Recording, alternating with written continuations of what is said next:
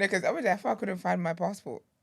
I was like, and it's mad because I was looking for it, and I was like, oh, this would be a great story for sure. You psycho. I'm gonna go home and make sure my passport's in my drawer. No, when I tell you, I found it. Because it's my Nigerian one. I know Nigerian 7-1. And I stopped flirting with the...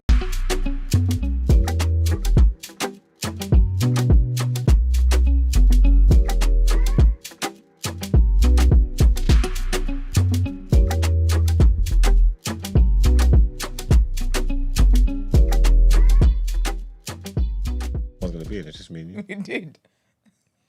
You can't be trusted. We can't. No, you. No, you can't be trusted. Why did you say something? You sat there like, yes. So, it's too late, man. It's too damn late. Morning, people. Good morning. It is Thursday, the 18th of April. Brent, before I finish, sorry. Mm-hmm. Our very first ever episode, that was taken down, right? Because on the vinyl, there's a date there. But then when I went on Spotify, it's a different date.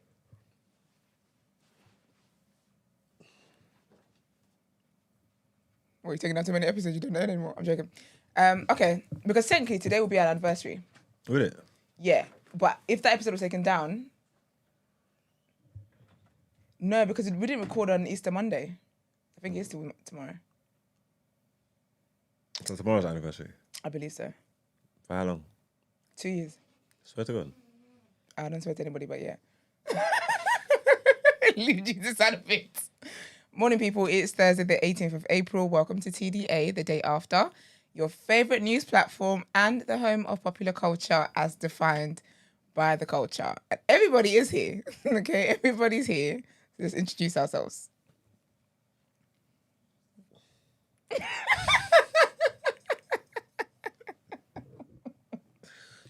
Morning, people. It's your boy, 6 foot plus of pure temptation. Big Marsh from the east side of the bridge. Okay. You're going to tell me you know what it is? Don't you say something at the end of that? Sometimes. No. All right. Well, that's that. Today, we don't need no razzle dazzle. Fair. Your top is doing all of that. No, top, right it? Let me see this. Right there. Get the cap. Right there. Let me get Brent. No, Brent doing nothing. After what we've done this morning. If I sit up properly, then I'm out of the spot. Well, he that's hates just that. a shame, isn't it? Are you going to stay that with her? I don't know. It's important. We What's that? this. Something happened and then you're completely centered. I'm going to call that this? This all I think right? you're good at that. Brent is better than me, boy. I'm so petty. I'm not going to lie, though. Production. You and that silly top can stay wonky the whole time. I look good today. Oh, shut up. Huh? I should introduce myself. Yeah, let's take a moment for me. All right, let's take a moment for him, please. All right. You ain't got nothing to say. Do First of all. a poll, Brent. Does Margs look good today, yes? Oh, yes. Oh, gosh. As always. Sorry, this man is in my shop. Very main characters in this room, you know. It's actually very crazy. Love that for us. As always, your favorite shade queen, my own royalty. I know some of you love to hate me, but you never can hate me. There's a love deep inside your heart that's burning and yearning for me, and I love that for you because I have it for me too. Anyway, as always, my own royalty. And they call me E-Man, the pro-black activist, TDA producer, news analyst, melanin jam-packed. That is right. Brent, you up in here this morning? Yes. How are you, babes? All right, thanks. Okay, nice and brief. Yo. How the rest of you doing? I'm all right. You can ask me a question. Yeah, because you said that when my girl said she don't date, she's a vegan, she don't date meat eaters because she could taste the death on her lips. Yeah. Do you think it would be more difficult for like a serious vegan to date? Sorry, can you retweet the tweet, please? Yes, of course. Do you think it'd be more difficult for a serious vegan to date like a red-blooded carnivore or for a devout Christian like yourself to date a Muslim? Ooh. I didn't think that's where you're going with the verse. I didn't, of all the things I thought you were going to say this morning, that is not where I thought you were going with that. I was thinking, which one's harder? I think it's harder for me to date a Muslim man than it is for a vegan to date a meat eater. Because either way, meat is getting eaten. Do you know what I mean? But either way, I'm not in a mosque. So, yeah. Could you date a meteor as a full-blown vegan? Yeah. And what? Just as in a vegan, like through my lens, or like a vegan, like the maniacs out there. Nah, never the maniacs, man. Because we know where the maniacs are gonna. They're not even vegan. They're vegan plus. They'll be pouring. You wake up and you see them pouring the milk on the floor in the kitchen. Yeah, innit? And they're looking dead in the eye, like, why would you buy this? Psychos. But do you want the residue? So say like, oh my gosh, that's true. Like say that they just had a barbecue feast, and you just lipsing up. Yeah, it don't matter to me. Yeah, but Iman is like vegan adjacent in a way. Though. That's true. he's one foot in, politics, one foot out. Religion. Like he's easy going, isn't it? I bet that's when he wants to lips because he can't actually eat the meat. Just like barbecue sauce. Got some barbecue sauce in your lips. Come here, girl.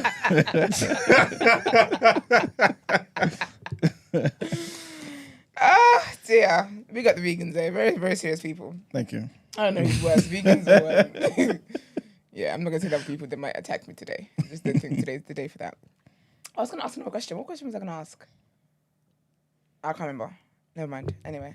All right. Brent, are you going to say good morning to people or... how are you feeling? Good morning, everybody. We trying to sort something out? Because I could do it. No. Okay. Thank you, everybody, for abiding by the time in which it is that we said we'll be here, but obviously we weren't here. So I apologize profusely. Apologies about that. And hopefully today will still run smoothly. Amen. Hopefully there's just good energy to counteract the mad, dark energy. What mad dark energy? Anywho. Good morning, Andrew Archibald. Good morning, Ray Reynolds. Good morning, Charles Mack. Good morning, Dr. Amani. Morning, Dr. Amani. I ain't seen you in the chat for a little piece. Hope you're well. You know why? She's been living it up in Ghana. Is that right? Yeah, she's been having a great time. Girl, your braids look so nice. I'm going to get coloured braids, I think. Where are you seeing these pictures from? We're friends. Oh. We follow each other on Instagram. Actually, yeah. You know, I have a bloody app, right? Yeah. That gives me time codes. So each time it is I'm in a session, when it is I go like off site. Yeah. Like yesterday. Yeah. You know where I normally go yesterday. Oh yeah. And I take timestamps as to little mistakes or things I have to basically do based on the switching of the cameras, right? And there was an update that happened last night, that just wiped all of it out. And I have about like 10. Shit. 10. Even so the you first, gotta go through all the of first that. conversation with this one. Yeah. All of the points where it is that I'm gonna clip, gone, absolutely gone. And they're giving me this smiley face saying it's a new UI, a new interface. I'm supposed to be happy about. You tell them you and your UI FU. That's ridiculous. Crazy. That's annoying as heck. But the new UI looks nice. So you're torn. It's just wiped everything. Yeah, that's foolishness there. You gotta take the rough with the smooth, I guess. Yeah, but they need to sort out that it doesn't happen in the future, though, because that can't keep happening. Nah, I think that this particular new UI. Oh, solve that it issue. will have a different flipping saving thingamajiggy. But anyway. That's annoying. Good morning, Adrien Snow Globe. Good morning, Ruby Wednesday. Good morning, Christy. Yeah, Good morning, Gin and Jess. Good morning, Carrie Ann. Good morning, Marie K. Good morning, Vasira Amar. I ain't seen you in the chat in a piece, but I know you're listening every day. Good morning, Ambi. Good morning, Mel. Morning, babes. Thank you very much for feeding me. I've got my fruit this morning. Yeah, I took that as an insult yesterday. Yeah, Brent took it personally, but Brent just made himself a main character in someone else's story. Yeah, you said that you were hungry, and she's like, all right. I'll feed you. I'll feed you. Do you know what's so funny, though? Brent's not going to. Well, do with that what you will for another day.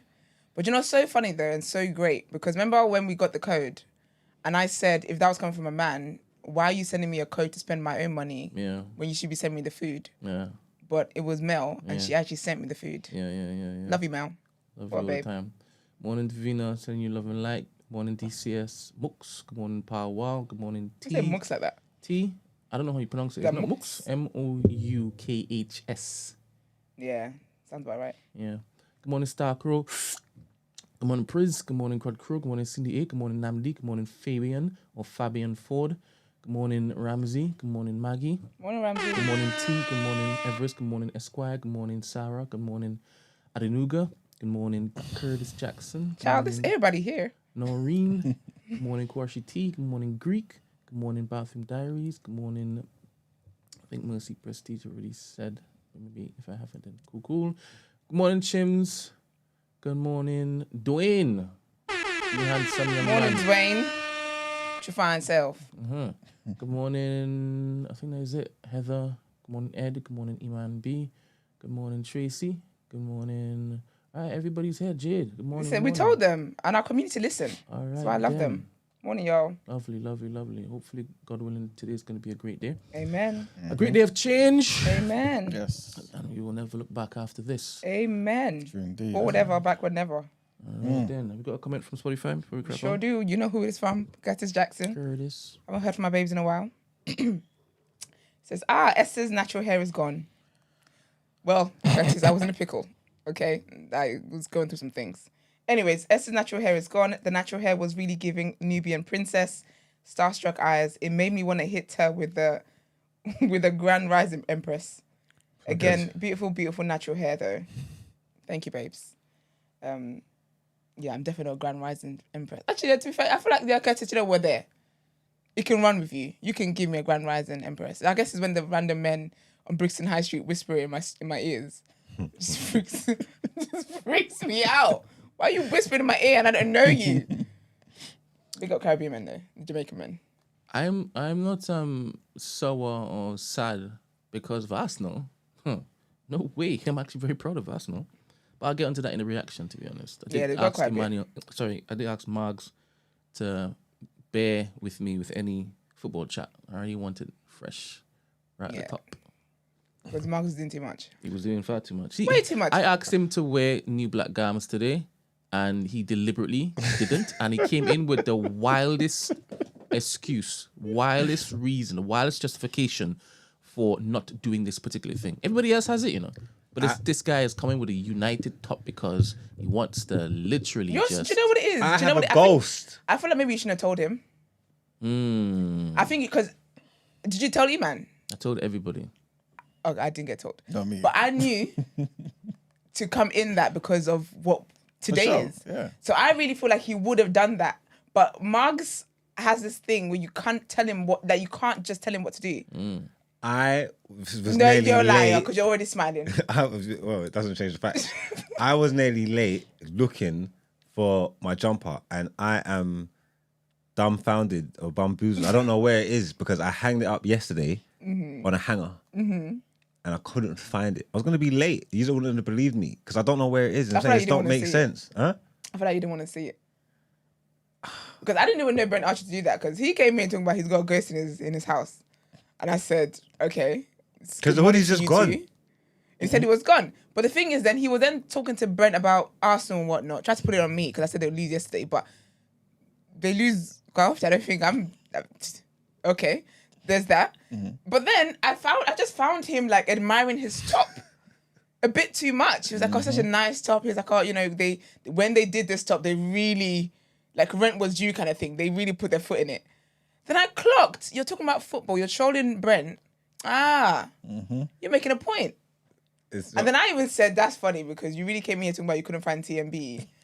But you've never ever come in here on a day you're not wearing TMB And tell me explaining why you're not wearing TMB. But then you'll find yourself... I could always find it. Yeah, but the This days is the you're not first wearing time it, you don't I couldn't find explain it. why you can't wear it. Why I you're know not my wearing TMB it. t-shirt, so if I wanted to put on a TMB t-shirt, I would. I wanted to wear the hoodie. Yeah, but then... So you still could have won TMB then. I could have, because I know what my t-shirts are.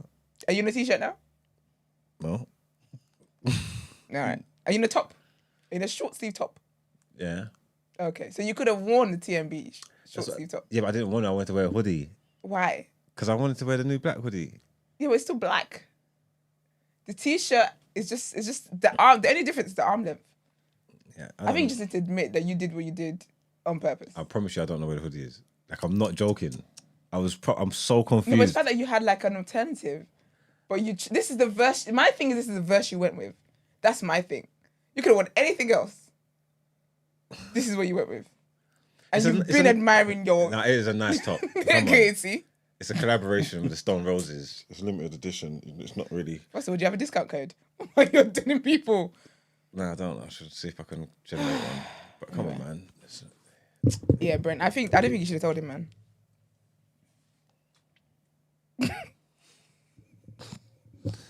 All right. Let's get into the headline. Should have left your flipping camera one.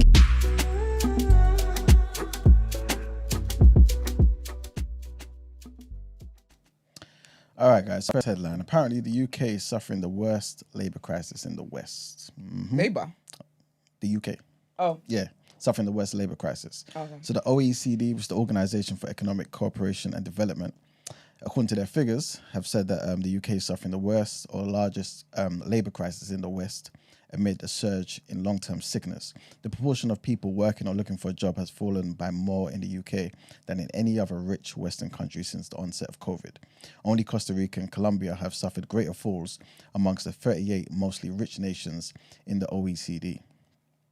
The UK is a significant outlier amongst its peers. All other G7 nations now have more people working or looking to work than before the pandemic. The OECD's comments comes amid growing alarm amongst ministers over rising worklessness in the UK. A record 2.8 million people are currently out of work as a result of ill health. The surge in poor health has been linked to a rise in mental health conditions and back and neck problems. Economists have also blamed near record high NHS waiting lists. Next headline takes us to the Middle East, where Benjamin Netanyahu has brushed off calls for restraint from Rishi Sunak and Lord Cameron, saying that he would do whatever is necessary to defend Israel following the attack by Iran. The Foreign Secretary, Lord Cameron, visited Israel on Wednesday, having called on Mr. Netanyahu to take the smart but tough option of not escalating tensions in response to the drone and missile barrage launched by Tehran. Mr. Sunak had also directly lobbied Mr. Netanyahu to show restraint, but the Israeli Prime Minister indicated that he would not be swayed by foreign leaders. Mr. Netanyahu said that he met both Lord Cameron and Germany's Annalena Baerbock and thanked them for their country's support for Israel, but he told his cabinet that despite all sorts of suggestions and advice from Israel's allies, I want to be clear, we will make our decisions ourselves. The state of Israel will do whatever is necessary to defend itself. And our last headline brings us back to the UK, where police are investigating Angela's Rayner. The police that are investigating Angela Rayner have suggested that there are multiple allegations which may extend beyond her housing arrangements. So Greater Manchester Police had previously announced that they are investigating the Labour deputy leader over the sale of her council house in Stockport and whether she broke electoral law by giving false information of her address during the 2010s, right? During their appearance on BBC Radio Manchester, the city's police chief, Stephen Watson, said, we on an initial assessment made a determination that it was unlikely we would pursue an investigation. On the provision of further investigation or further information, we have reassessed that decision and we have announced that we will launch a formal investigation. It comes as the Times reports that police are investigating tax matters and other issues in connection with her housing affairs. A source told the newspaper it's very well resourced. It's not a single issue. There's a volume of material and clear public interest to fully investigate. Ms. Rayner had promised to resign if she's found to have committed a crime, but she has stated that she's confident that she has done nothing wrong. All right, let's get somewhere on the road.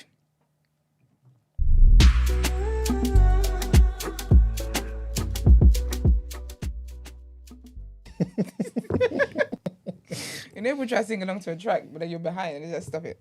Just stop. All right, word on road. Okay, so I saw this yesterday, and personally, I get it, but people were fighting in the comments and whatnot. So there's that. So basically, Coi Leray was on Instagram Live, and Adrien Broner, you don't know him? The boxer, right? Yeah. He was in the comments talking about be at my next fight in Miami, May 31st at Hard Rock on me. Excuse me? What do you think this is? Don't summon me as if... So she basically was like... She saw the comment and she was like, trying to bag me on Insta Live is crazy. She was like, what the hell? Kind of basically just like a what the hell kind of reaction. She said that it's corny. And she's like, what are we doing here? And then she ended her live after that. She's done a bit too much. I don't think so. I don't think so, man. That response, I wasn't trying to bag it. I was just saying like pull up to the boxing. She didn't need to do that. Yeah, but you know, like, you know what it is? You know the it's more about that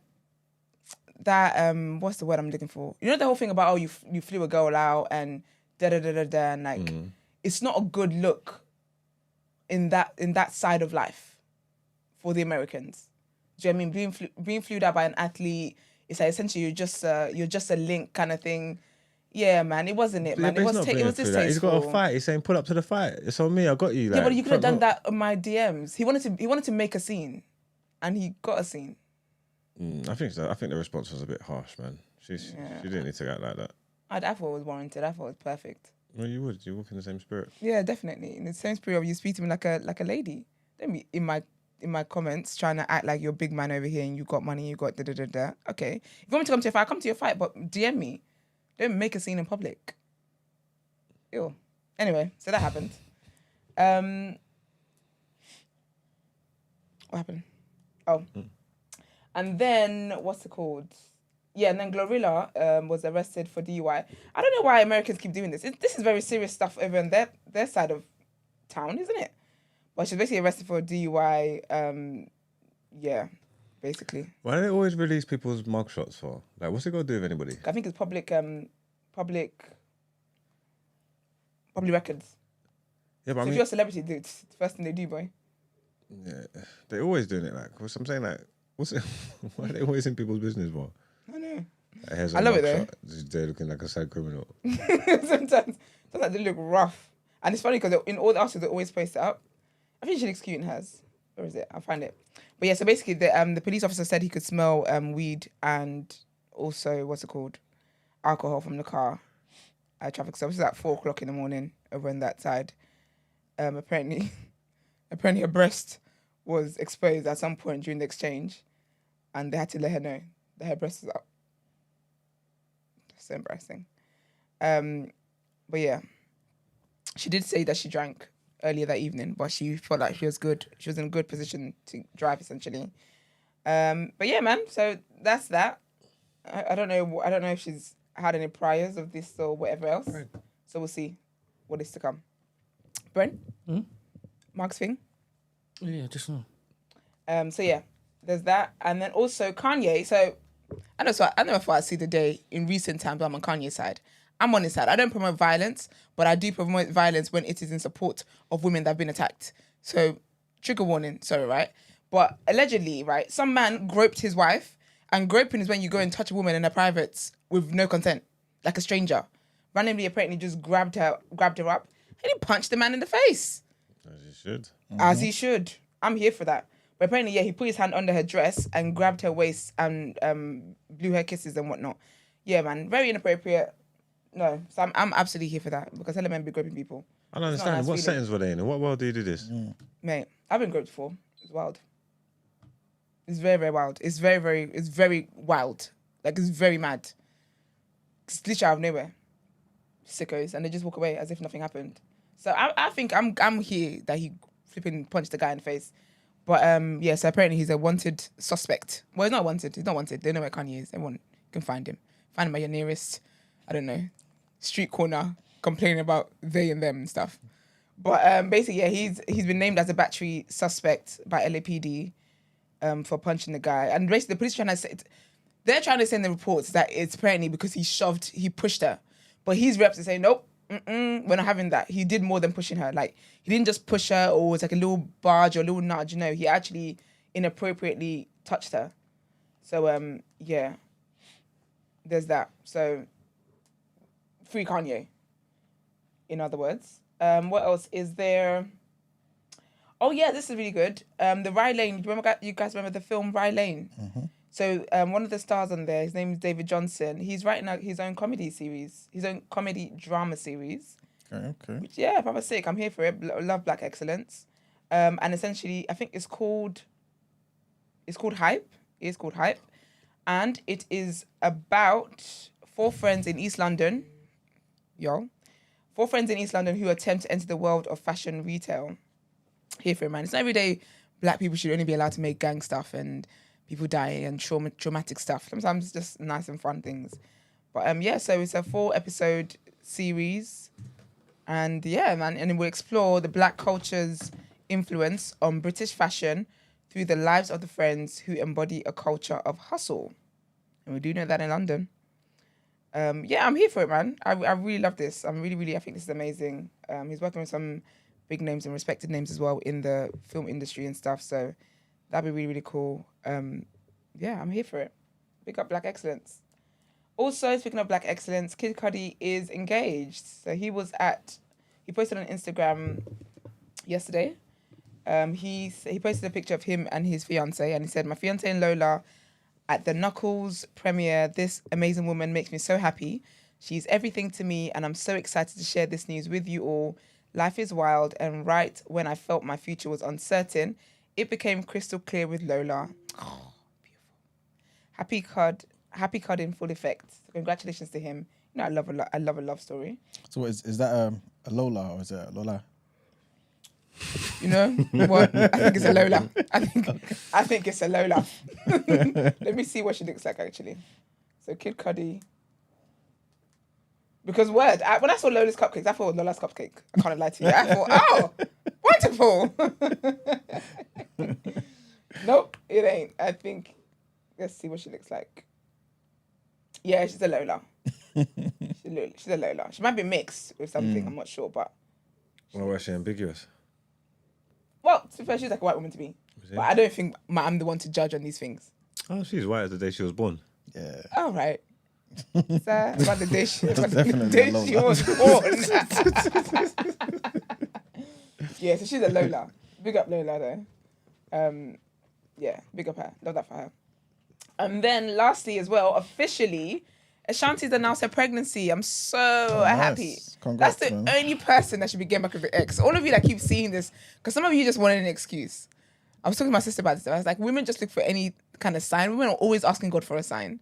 When God gives you the sign of the answer that you don't want, you're like, oh no, God, another sign. Mm-hmm. I've done that many times. When God gives me a sign, I'm like, no. That was too soon. How do I know that was really from you? Give me another sign. But I feel like Nelly and Ashanti are the only people that should be getting back with the exes. But she's officially announced. So she was at an event and she kind of like showed off her baby bump.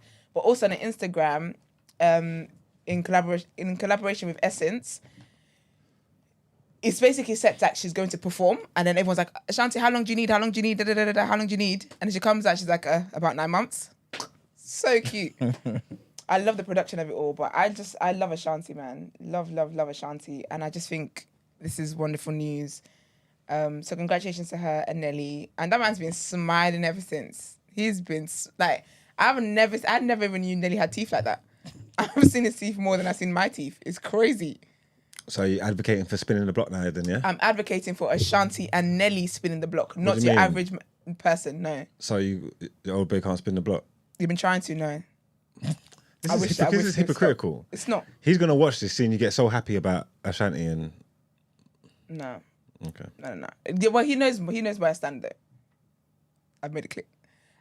All right, that's great. That's it from me. Let's get to our next headlines.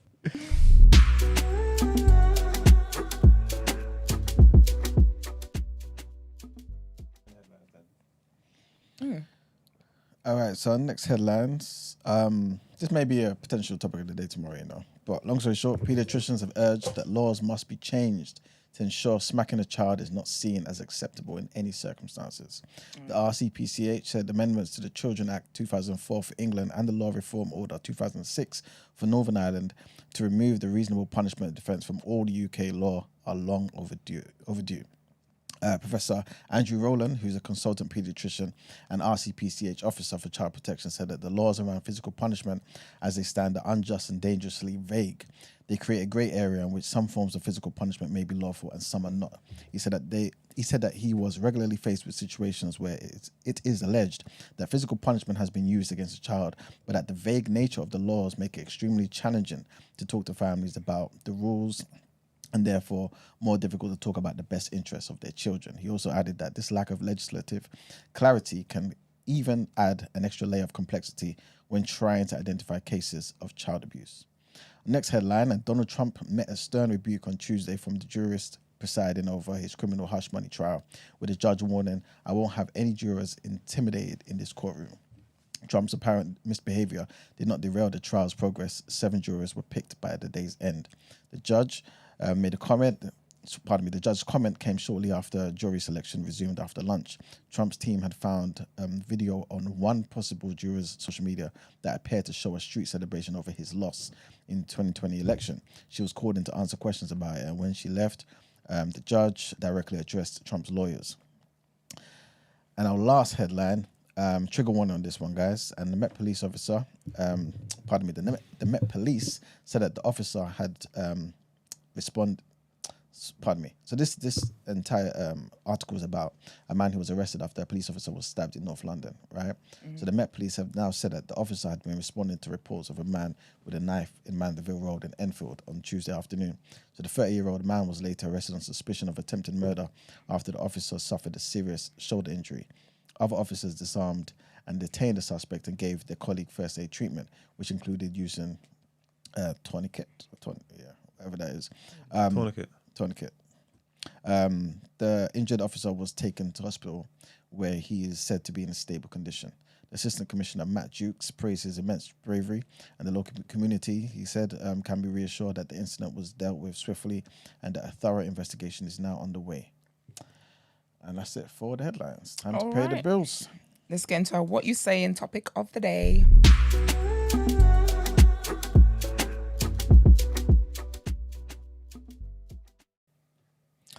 All right, people. So today's topic of the day. All right. So this is a powerful one. But how are we going to start this one? Let's why's my smiling at? Yeah, Marks. He's back. All right, you have to deal with that. You have to deal with that. You just ruin things. Yes. Like we were saying to you guys, today we wanted to reveal information to you guys about TMB, the new black, everything that we've been working on behind the scenes. Yeah. And basically let you guys know that this time is imminent. The time is imminent in terms of us releasing what we've been working behind the scenes on, right? So, I guess we can go straight into it, innit? All right, let me see if this works. Can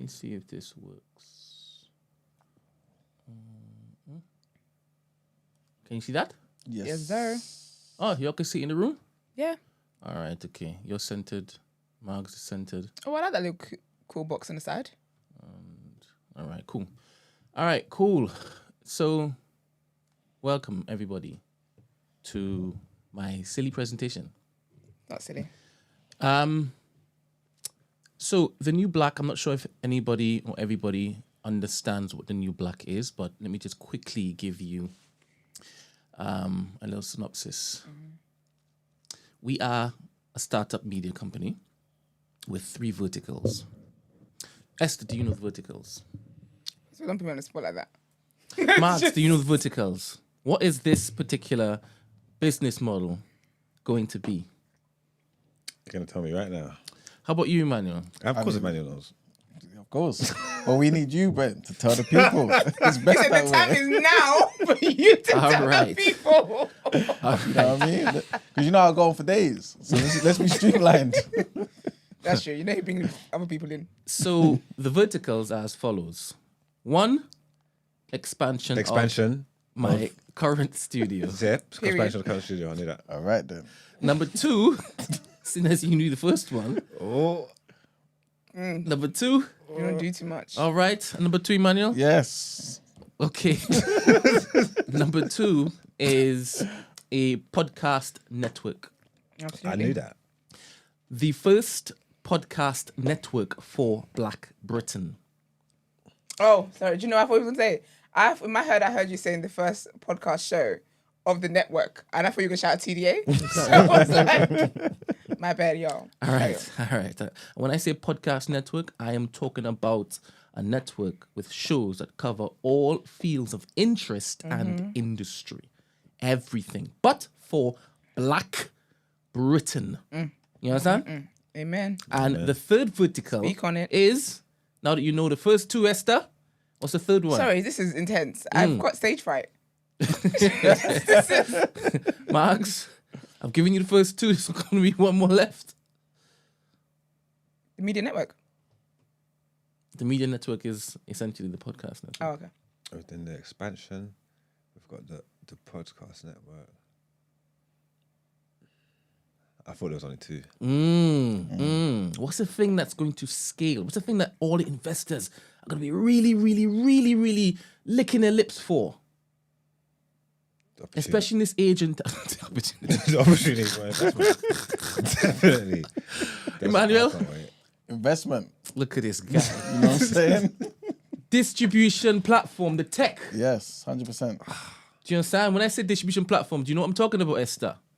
Sorry. And the thing is, I've talked to you the most. I know, but we talk about stuff casually, not in like presentation words. All right then. God. All right then. Do you know what DSP is, Mags? What DSP is? Yeah, distribution platform. What is it? It's a platform where you can distribute all your Like what? Give me some examples of this DSP. Spotify, Netflix. Stuff. Netflix. Yeah. I was going to be all of that rolled into one. Okay. Period.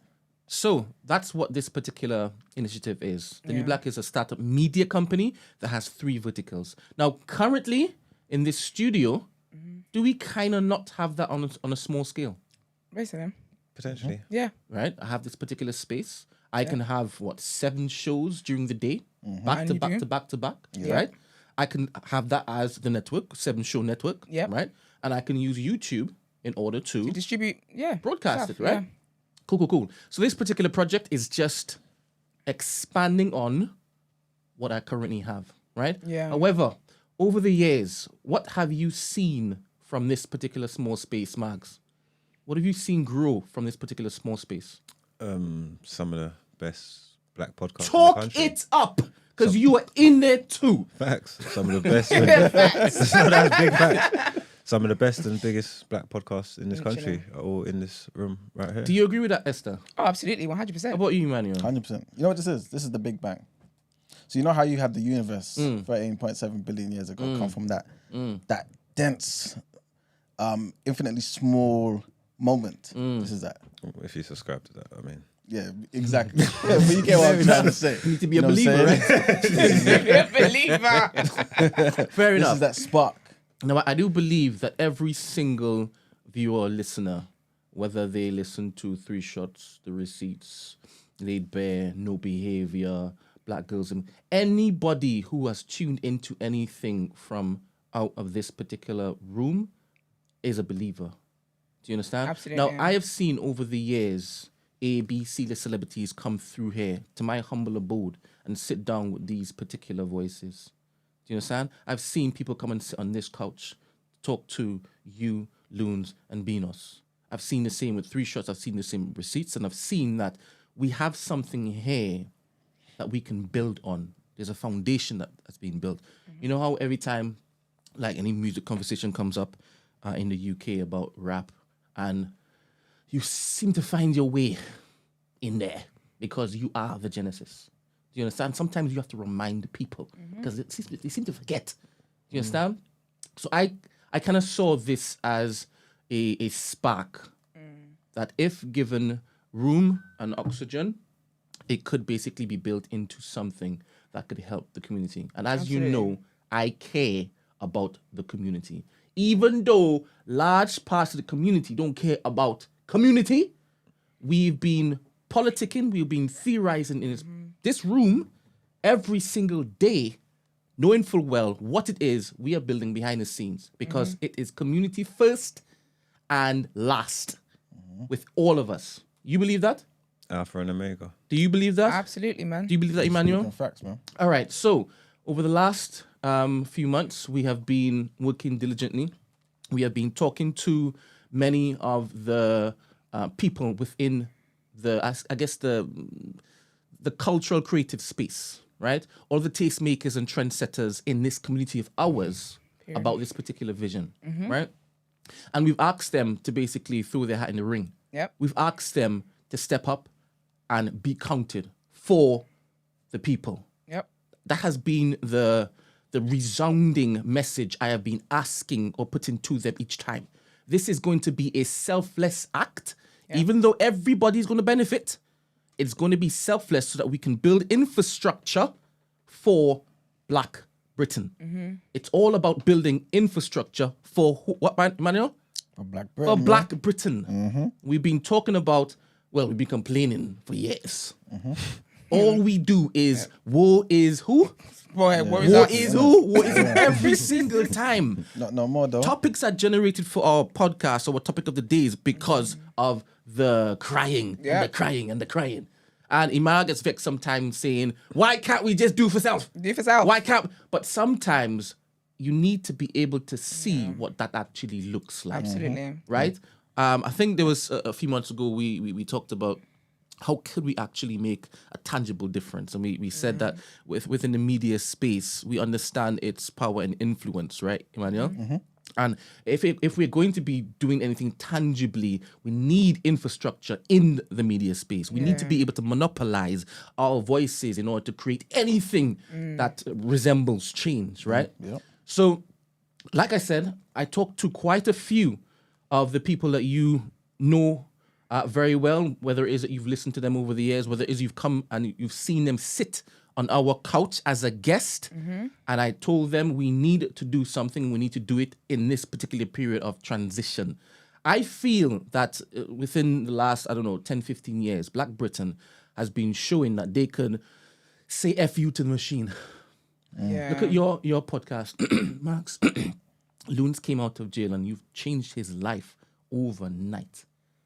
You've seen that possible. So you know full well, once it is that you have resources, once it is that you have a little infrastructure, you can basically shift things. 100%. 100%. Now, let me quickly run through what the new Black is. Right, people, school is in session. Pay attention. Let me see if the slide works. Let me see. I have to probably do this. And then do this. Movement. Not movement. It's the first time I'm doing it. I didn't even test this out. All right, cool. So we have a problem. And the problem, in fact, Esther, All right. do the honors. It's clear I have great eyesight. Oh, sorry. All right. No, it's fine. No, we're here now. No, we're here. All right. You want to make a scene? Let's have a scene. All right. So no niche platform exists to amplify and distribute Black British creative content. That is true. Unique talent and voices in the UK are not leveraged in mass media. Run that back. Unique talent and voices in the UK are not leveraged in mass media, and the Black creator economy remains untapped. Do you agree with that, Mags? It's an untapped resource, definitely. How about you, Emmanuel? Most definitely. How man. powerful is this untapped resource if it is that you'll be able to harness it? Shaking There's no tables. limits, man. No There's no limits. mother effing limits, right? And I believe that. Do you believe that, Mags? Yeah, 100%. I want to Alright be here every then. morning. Next slide. I want to be here every morning. All right. So here's the solution, right? So build a podcast network through studio expansion and monetize best of British Black talent by creating original content targeted at Gen Zs and the millennials. All right, then. Cool. So, Emmanuel, the importance of Black Britain having their own media powerhouse. What are the main key points here? Oh, you can't really see it, can you? It's a bit mad. Can you swing it over to Emmanuel, please? Of course I can. This is his bit. No, this is his bit. All right, then. Representation and identity. So a Black Media Hub network would provide a platform for Black British voices and stories, fostering a sense of identity and belonging for the Black community. It would also challenge the current media landscape that often lacks diverse representation. Is this true, It's a big fact, man. 100%. Max? Yeah, definitely. Really shit you ever wrote. Okay. Right. Because at the end of the day, we always talk about what? Representation, identity, right? Talking about having the right people in certain places. Yeah. And sometimes when we get those people there, we say, oh, they don't really represent us. Yeah. Now you've got people from amongst yourselves. Yep. You know what I'm saying? So that can't be an excuse no more. Nope. All right, then. Countering negative stereotypes. Again, Black-owned media can control the narrative and combat negative stereotypes, often perpetrated by mainstream media. That's also something that We know how also they say. Exactly. We know how You know what they I'm do. saying? We all look the same, apparently. But again, that's just one thing. Aye, Right? sometimes we participate in that same tomfoolery. Absolutely. Absolutely. All right. You know what I'm saying? Now, I'm not saying that there shouldn't be that kind of stuff there. but it needs to be some sort of balance for progression, Yes, right? 100%. We can't build on just filth, right? No, We need to be able to control the conversation. 100%. 100%. And yeah, man, it can also showcase the full spectrum of Black British experiences and achievements. We can't look to other people who are not part of the community to speak for us or to represent us, to put things out there that really, that we can see ourselves in. You know what I'm saying? It's 100%. incumbent upon us to do that. You know what I'm saying? So yeah. Community building and empowerment. Again, we speak about this just last week. We were talking about this. It's all good to want better representation, but ownership is key. That's the only person who can actually have a voice is the one who's controlling and owning that particular thing, right? So this central hub will connect Black communities across Britain, fostering a sense of shared experiences and solidarity. It could also provide a platform for Black British businesses and entrepreneurs to reach a wider audience. When it comes to challenging racism and social justice, again, we speak about this all the time. We speak about certain communities having certain things in place to make sure they have some form of defense. Yeah. This could be definitely that. You know what I'm saying? Absolutely.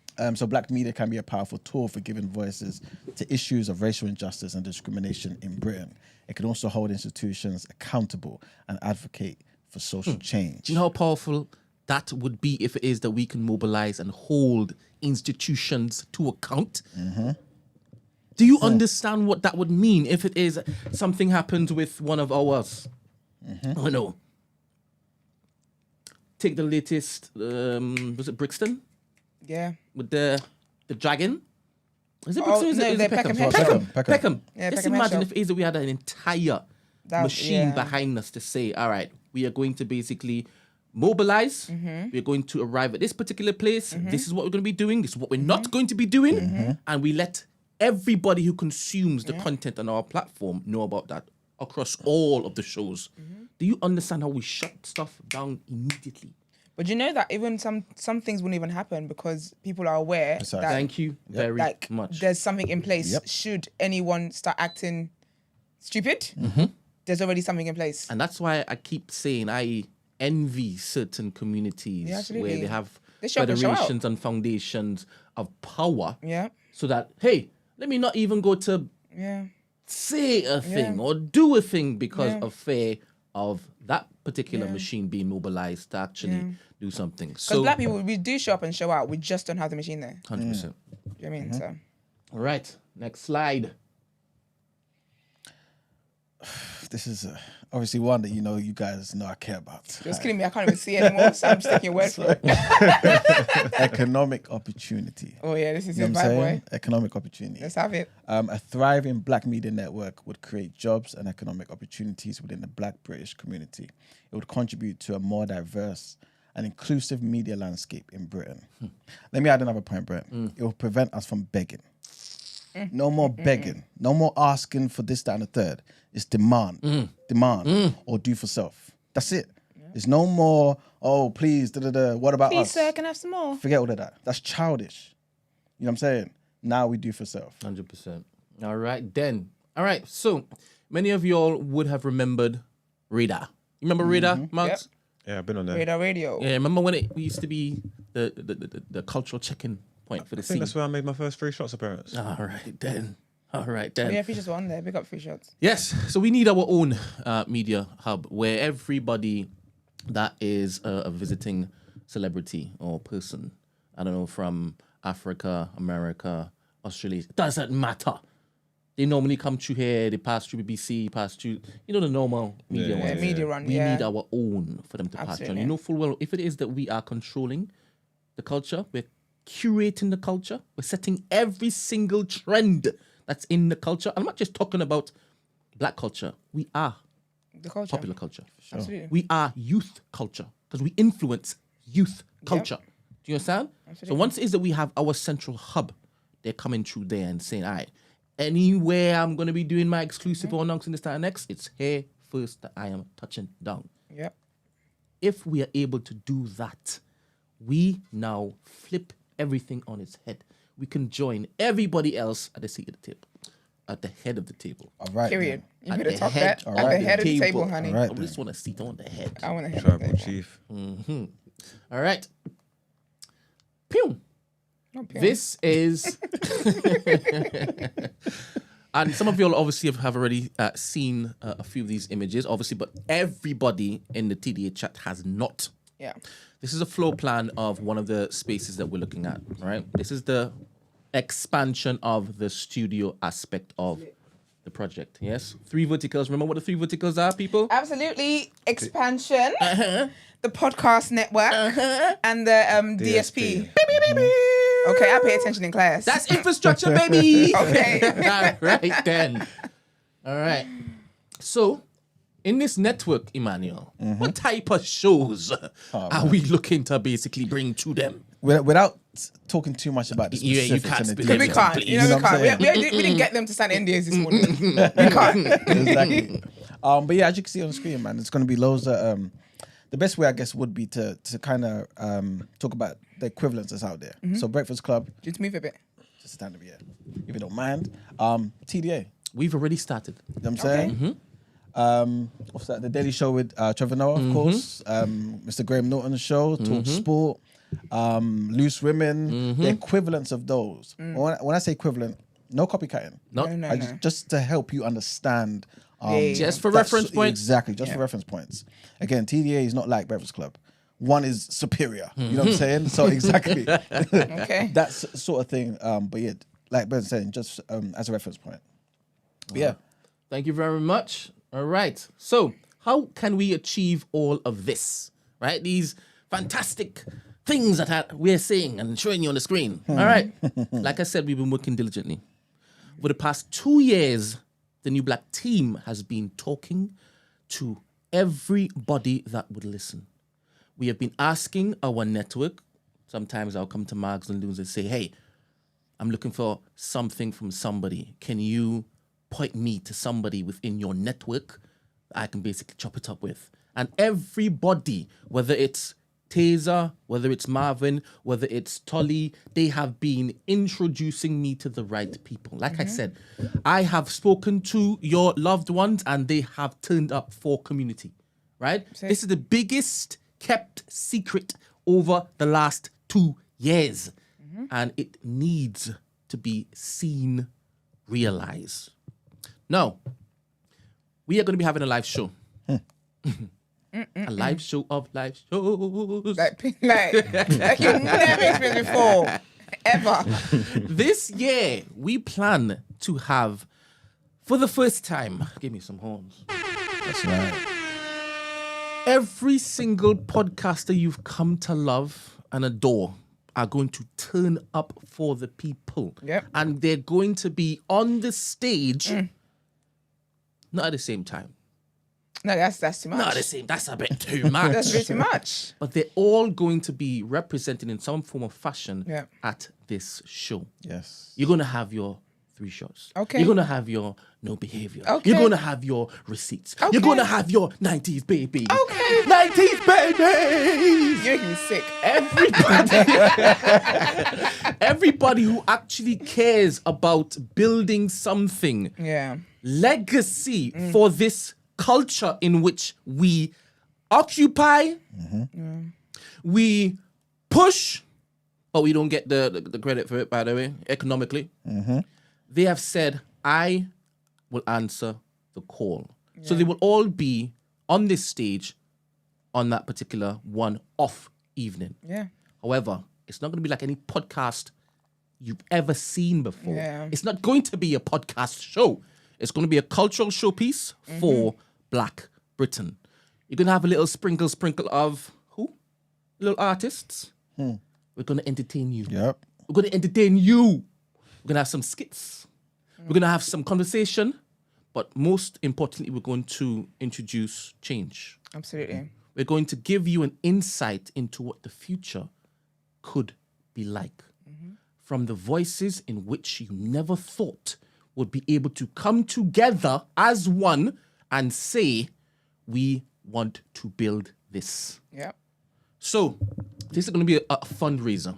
And we are going to be giving you an opportunity to get in on this. Absolutely. We are building legacy. We are building Generational wealth.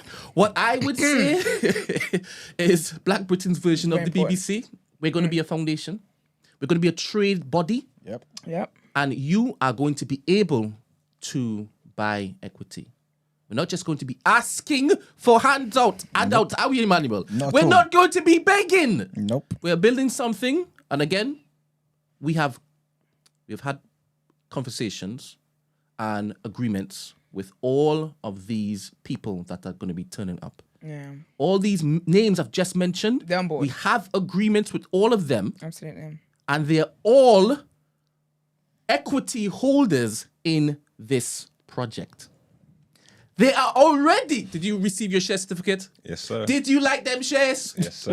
Right then. So when I say we're building something, it's not a just throw some tutu in the air. Yeah, absolutely. No. We are actually saying there is a value proposition based on what it is that we're doing. We have the entire scene coming to say, I am turning up to say we are building this together. The value proposition is wild. It's mad. Imagine able to basically gather the following and the marketing ability of every single person I've just mentioned. At any point in time, any brand will come to say, hey, can we pay you for a little post for this? We've said we are monopolizing this thing for our community. Yes. Everybody is turning up. Every single trendsetter, every single industry definer is coming through to say, I am going to be a stakeholder in this particular project. This is community past what we ever thought was possible. So on this particular day, everybody's going to see the investment is going to be a crazy, no risk. Hey, everything has a risk. But we are ticking up boxes. Stephen's like, hey, but this is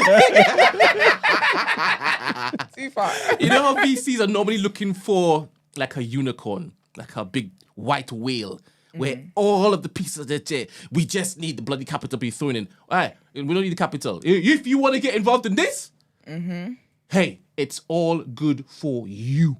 This is happening either which way. It's inevitable. Absolutely. Right?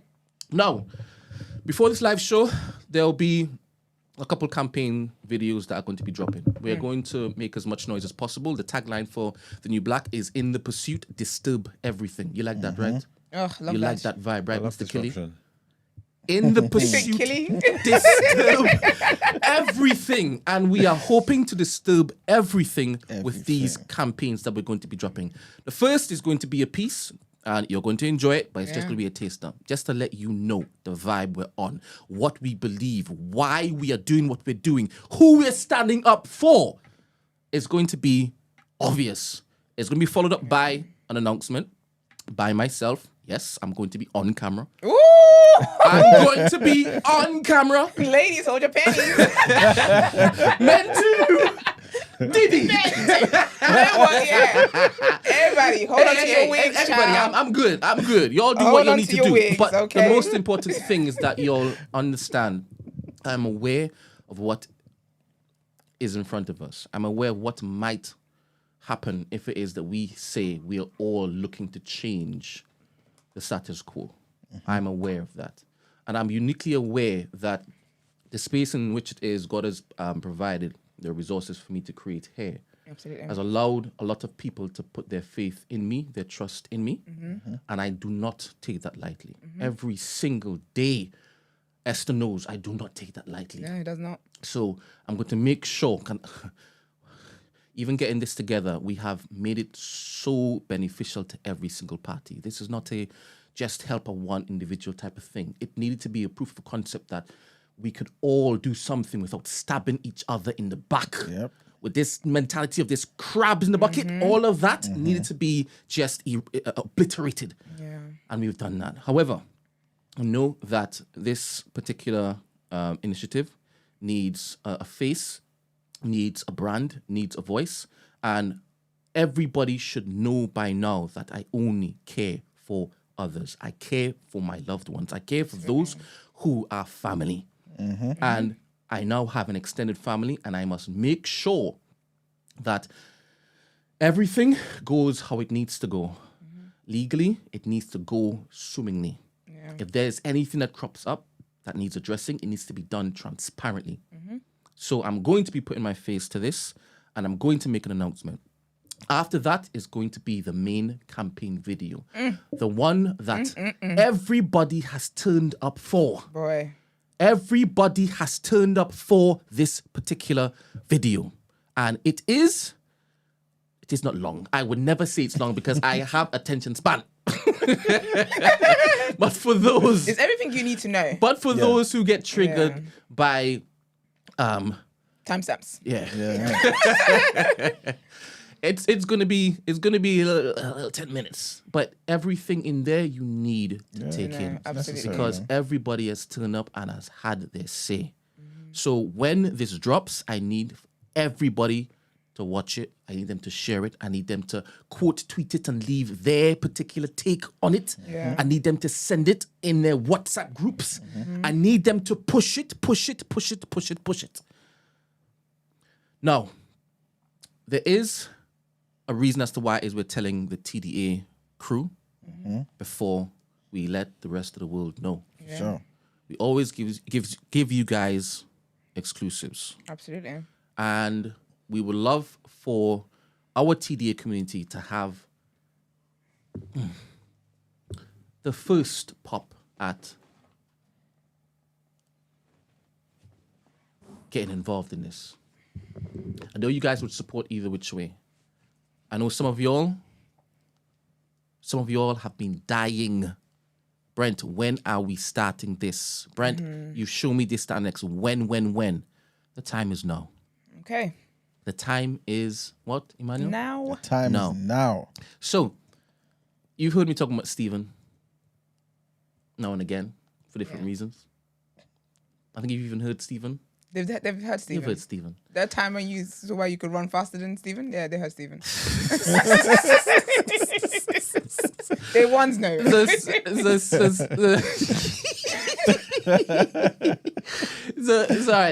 right. Back in the book. So Stephen is going to be sharing a little information about the investment opportunity present. And again, this is going to be so amazing for me. When I first found out what Stephen was able to basically do with this project as it pertains to some of the initiatives that the government has been given to startups. And he was able to basically get this done. I just knew this means this is inevitable. This means this was destined. Absolutely. Anyway, Stephen is going to be... All right, Stephen's ready. Okay. When I pulled up the Discord, I was like, is he going to be here? Is he going to be here? All right, cool. And I'm aware that it's already Stephen's past been his ready. time, but he's been waiting patiently. So let me bring him up to speak. Sorry, invite to speak. And then I'm going to move to a little bit more because I can't see. And You ready for some food? see. Stephen even has his own. He has his own little deck. Look. Morning, Stephen. Right, Stephen reporting live. Stephen, can you hear us? Not technical difficulties. Stephen, are you muted? What do you want? Stephen had one job. Wherever you get to, could you knock yourself out? Can you hear Stephen? Let me see. I might have to just send him a WhatsApp. Got a stage fright. Impossible. Impossible, man. And I checked this last night and it was working sweetly. Big up everyone in the chat that's contributing. Good to see everyone is excited and, you know what I mean? They're feeling the positive energy. Is that what's happening? No, they're loving it, Brent. Yeah, Good, man. good, They're good, loving good. it. People been asking, how do we invest? How do we this? How do we that? They How do we know. support? They know, man. They're ready, man. All right. No, Steve, I can't hear you. So let me end the Discord and start again. And then let's see if it works this time. All right. Whilst it is that we're waiting on Stephen. I just got Greg's. Esther. You sure? Brent.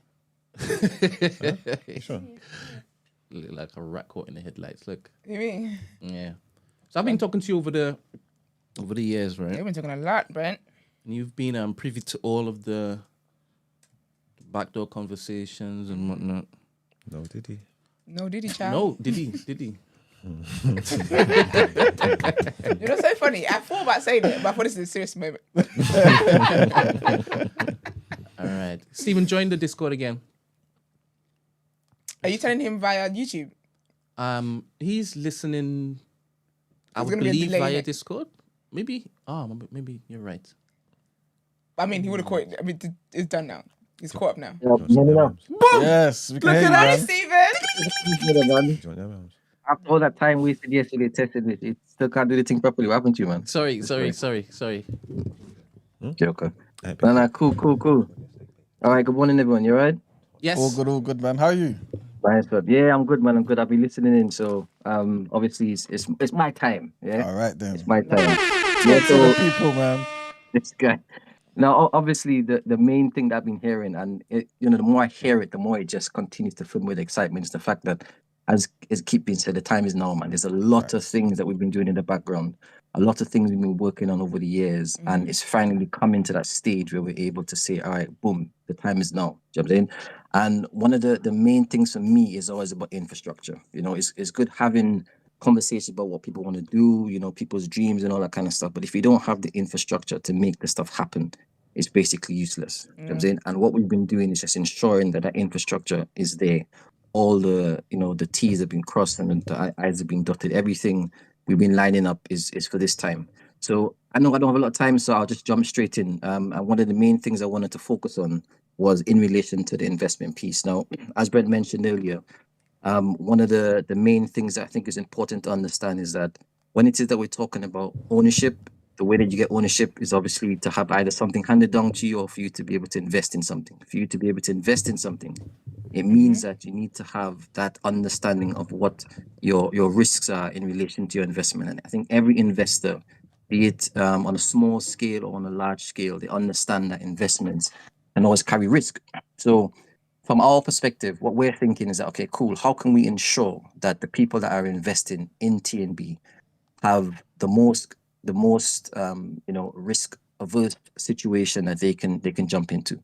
And one of the main things that we've realized is that the government, as Brent mentioned, has two specific schemes that they've basically introduced. And this is quite a few years ago, but they've recently updated it in April 2023. And those two schemes are called SEIS and EIS. And just so you know, some people may know, some people may not, but it's a Seed Enterprise Investment Scheme and the Enterprise Investment Scheme. And essentially, the whole point of these schemes is to ensure that we can incentivize investors to invest in early stage startups. Okay. Now, just generally across the board, the government, what they care about is, what they're supposed to be caring about is the growth in the economy. So anything that they're doing is supposed to feed and harbor that type of initiative. So this SEIS and EIS is targeted towards companies who they believe are able to grow the economy, be it from jobs, be it from tech, be it from all these type of things. The whole point is that they allow investors to invest in companies that have a level of assurance from their perspective that can potentially provide this economic growth. So there are four key objectives that they look at. One is ensuring that investor who is investing in these startups have a level of reduced risk. So it's just helping to mitigate their risk. They want to ensure that there's dual benefit. They want to ensure that the benefit is one for the investor, but two for the company that the investor is investing in. As I mentioned before, the growth companies are the ones that they're targeting. And the way they do that is to enable tax incentives for the investors investing in these particular companies. Now, as Brett mentioned, what we've been doing over the last couple of years, but specifically focused on the last 6 months, is trying to ensure that we strategically position ourselves, that we are in a nice spot that we can now say to investors who understand what our vision is, understand what our dreams are, to be able to say, cool, you are a company that we can invest in, because I can see that there's a level of assurance that you can meet those specific criteria that the government has set out for these type of companies. So thankfully, over the last few months, we've been working at it diligently, and we managed to secure advance assurance for these two specific schemes to the value of £2 million. That's amazing. Now that's just okay. Right now, that's just numbers and words. Yeah, that's just numbers and words in a piece of paper. I want to really try to bring to life for you what that actually means, like tangibly, so that I'm not just talking numbers. I'm not just saying government. I'm not just saying HMRC. You can actually tangibly see how an investor investing in TMB can actually benefit. All right. So Brent, just switch to the next slide there. Will do, because I can't even see the screen, so I don't know. Okay. I don't know if you're there. So hopefully I'll you're let you there. know when I've done it. It takes a few seconds. Cool. Bang. It could take you one. It could take you 1 second. All right, it's up. Joker. Yeah. So as I mentioned before, the whole point is that these investors are able to gauge and obtain specific benefits while investing in SCIS and EIS companies. So for now, I'm just gonna kind of replace SCIS with TMB, because essentially we are now advance assured up to 2 million for these specific benefits if investors want to invest in TMB. And there are 5 main benefits that these investors can get.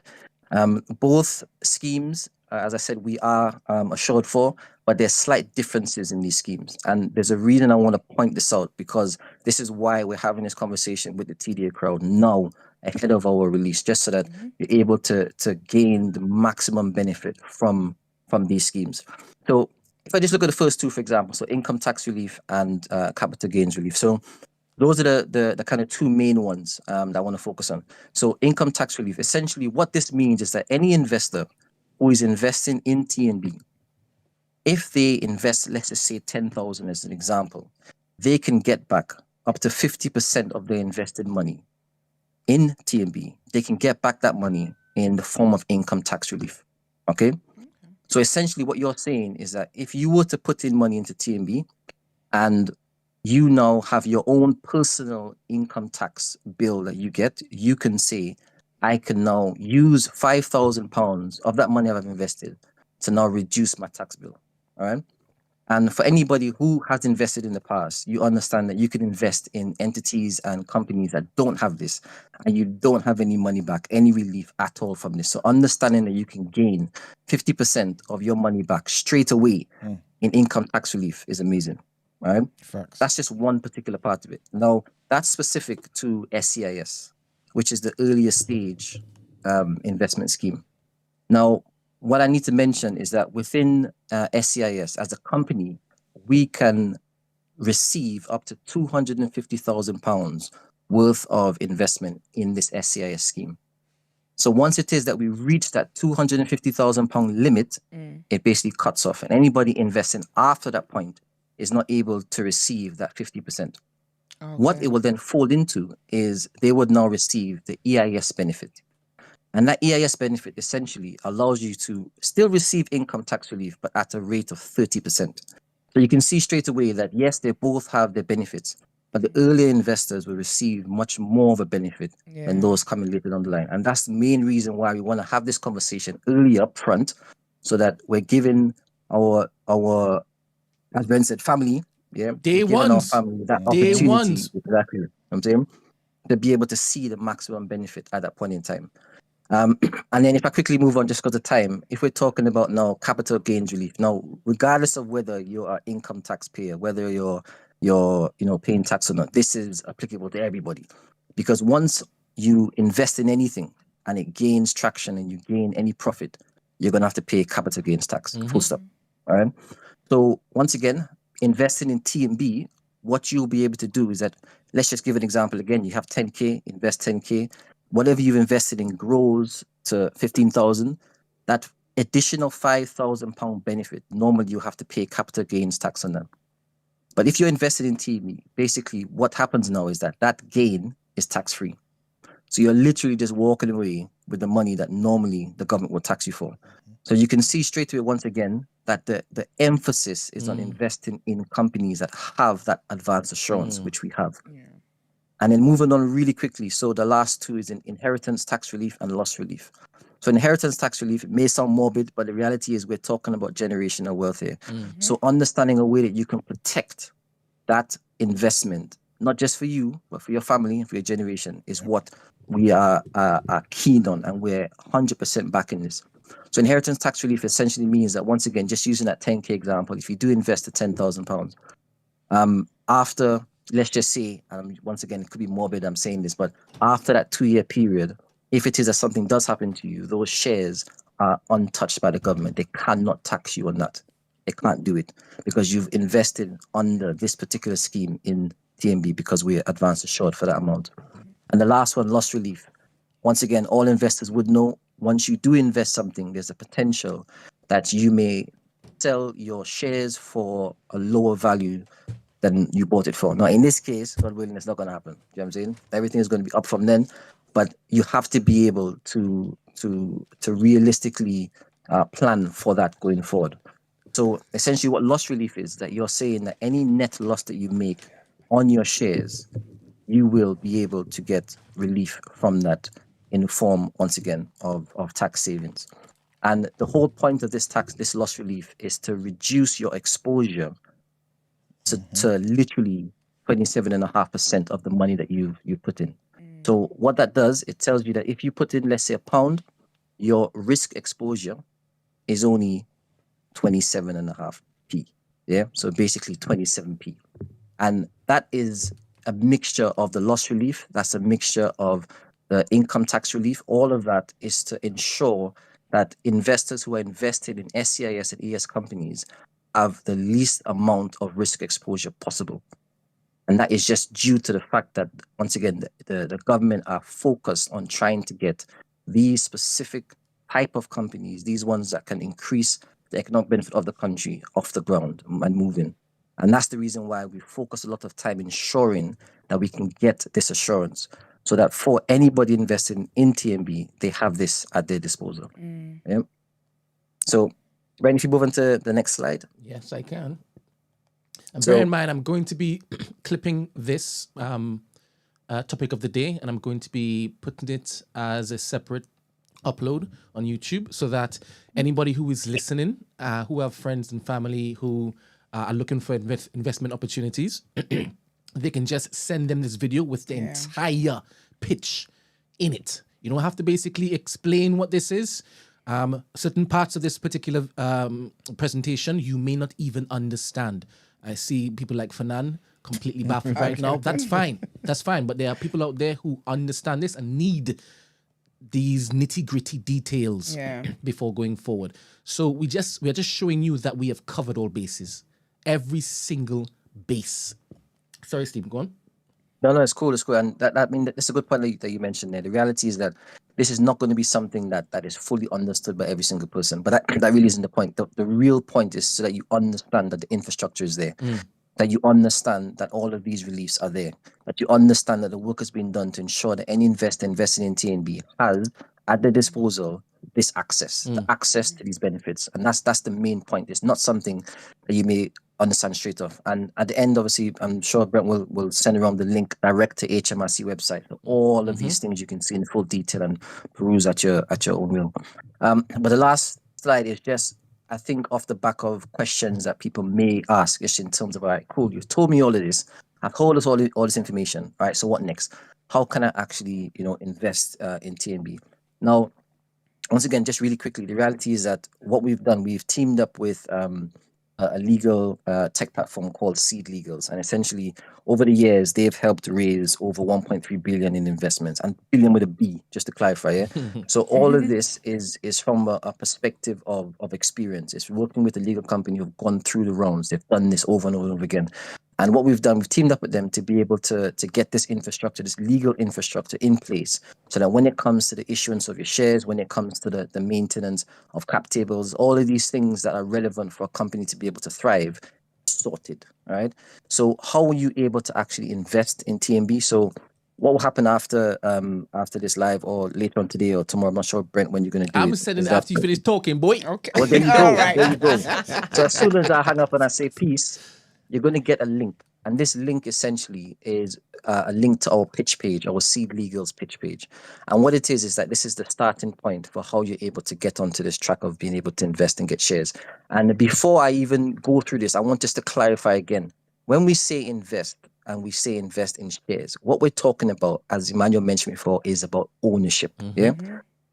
It's about understanding that once you invest in a share, which is an ordinary share, what you will get is this ordinary share holds voting rights. This ordinary share holds dividend rights. So we're not saying we're going to give you shares and you can't do anything with the shares. The whole point is that you will be owners, part owners of this organization, of this movement, of this dream. So it's a situation where these these shares will allow that to happen for you. So once again, you get the link, you click through to it, and as you see, you get the information where you can put in your details, your name, your email address, and then you'll be able to classify yourself as a sophisticated investor. And then once you go through that, you can register your interest on that pitch page. That pitch page will take you through basically what we've been doing, the people that Brent have been speaking to you about that are involved in this, that are actually tastemakers within this arena. Everything is on there in terms of what the vision and the dream is. And then you'll be able to register your interest. And when you register your interest, you'll come up with a page that essentially allows you to say how much it is you want to invest. And that will go directly through to Seed Legals. Once it goes through to Seed Legals, all the documentation, all the legal documentation, everything that has been prepared and drafted beforehand can then be forwarded to yourself to be able to look through, review, sign, and everything that needs to be done just to take you from where you are now to being share owners of the TMB, of TMB generally. Pause. Marks, Yep. did you get your... Oh yeah, I got my certificate. You got your certificate? I'm gonna You got laminate your it, shares? put it on my wall. All right. How did you know? I was gonna frame mine up, have it on the wall. Sorry, Stephen, go on. No, it's all good. It's all good. I know time is running, so I just wanted to make one last point, just so once again to kind of drill home why we're doing this earlier, why we're having this conversation earlier. So on the pitch page, you will see multiple things. You will see the amount we're looking to raise. You'll see the valuation. You see the scheme that we're signed up to, which is the SAS and EIS scheme. But I wanted just to give this time to kind of quickly just discuss this strategy that we have. So you understood from the earlier conversation, Brent mentioned the live event being that fundraising event. Now, we're trying to do this in two parts, right? Now, the first part is before the actual fundraising event is to raise a certain amount of money. So that money that we're raising is going to have is going to be attached to a particular valuation. And what that essentially means is that we're saying that, for example, the share price is X amount. And once you actually invest at that stage, at that particular share price, over time between now and that fundraising event, there's going to be a lot of traction, all right, to the company. So we're understanding that a lot of things are going to be happening between now and the time of the fundraising event. So any investor that invests at that early stage, at the time when the valuation is set at that pre-fundraiser value, by the time we get to the fundraiser, what's going to happen is that we're going to have an increase in valuation, which is going to immediately increase the actual capital that investor has invested at that point in time. And the reason that is because the share price would have changed between now and the time of the fundraising event. So you will see immediate increase, immediate attraction to your share value. And this is the main reason why, as I mentioned before, we're doing this early. We're doing this early so that the initial investors can see that instant appreciation. And it's important that is noted just so that you understand what our ethos is, what our plan is. So you know that from now until the fundraising event, it's only upwards. And that's the main thing I just wanted to focus on just now. So as I said, if there are any general questions about this, Brent will be sending through the information for the HMRC link so people can see it. But if there's anything outside of this conversation that people want to get information on, you can get in contact with us and we can get into more detail if needed. But the pitch page, as I said, will kind of drive through everything and bring everything home for everyone who has questions. So all right, so you'll be all good. Thank you very much, Stephen, for that. Those who are asking questions pertaining to this particular investment segment, we're going to be inviting Stephen on during the week next week for I don't know, maybe 30 minutes. Can you spare 30 minutes or 40 minutes, Stephen? Yeah. To answer any questions that are submitted to us. So please take this in, gather the questions that you want, that you need answered, and we will let you know during the week when Stephen's going to be on, and you can get all of those particular questions answered. All right, Stephen, thank you. Cool. Wonderful presentation, Right. Stephen. Thank you. All good. All right. Thank you very much, guys. I'll see you guys later. See you later. Later. Take care. Bye. All right, so Esther, are you ready? Been ready. Marks, are you ready? I was born already. Manuel, are you ready? Most definitely, man. All right. Now, I need to stress, this isn't just us creating a little studio space, All right. a little cultural place for everybody to come and chill. this is going to be the heartbeat of change Amen to that. for our community. Amen. We are going to be able to influence youth culture. We can get them to vote on things that actually change things. If we're able to make those sleepy individuals, those uninterested individuals, be able to vote, to care about voting, we can literally say, anytime anything happens in government, you have to come through here to get our approval first. Because we will be able to influence a lost, a sleeping generation. And that represents the future. Yeah. We are building infrastructure for our culture. All right. That's big, man. All right. Let's continue Goosebumps. this day. What's next? People's Journal. People's Do Journal. it.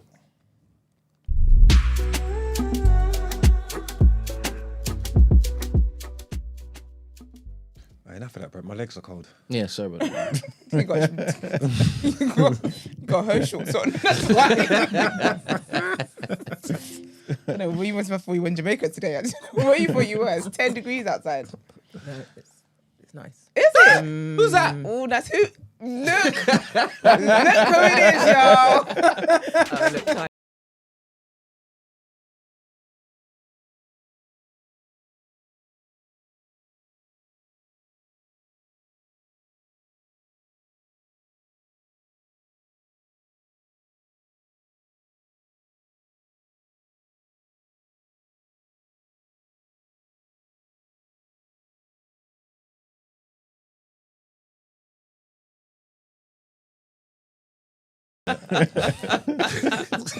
Welcome back. Back with a bang, honey. Yeah, you know what energy we're on today. Right, isn't it? We're not playing. Everyone's in black as well. I love it. Everyone's in black. You know what? Everyone's on code. Everyone's ready. ready. Okay. All right, ready. then. It's not a joke. Exactly. All right. Iman, what have you got for us? All right, welcome to the People's Journal. I'll give you the news from an economics point of view. So the first thing I want to talk about quickly is inflation has fallen to its lowest level in 2.5 years. All right, Rishi. Doing There's a something. but. But Sorry, however, let me just get you. Okay. Yes. Well, pretty much, it's not the biggest thing in the world, but it is down. You know what I'm saying? It's down from 3.4% to 3.2%. You know what I'm saying? And of course, this does not mean the prices will come down. It just means the rate at which those prices increase has gone down, right? So guys, let's not get too excited. But what it is, they're saying it's so it's funny. driven. because Not to stand person was excited. That is true. What they're saying is it's been driven largely because of food prices slowing down.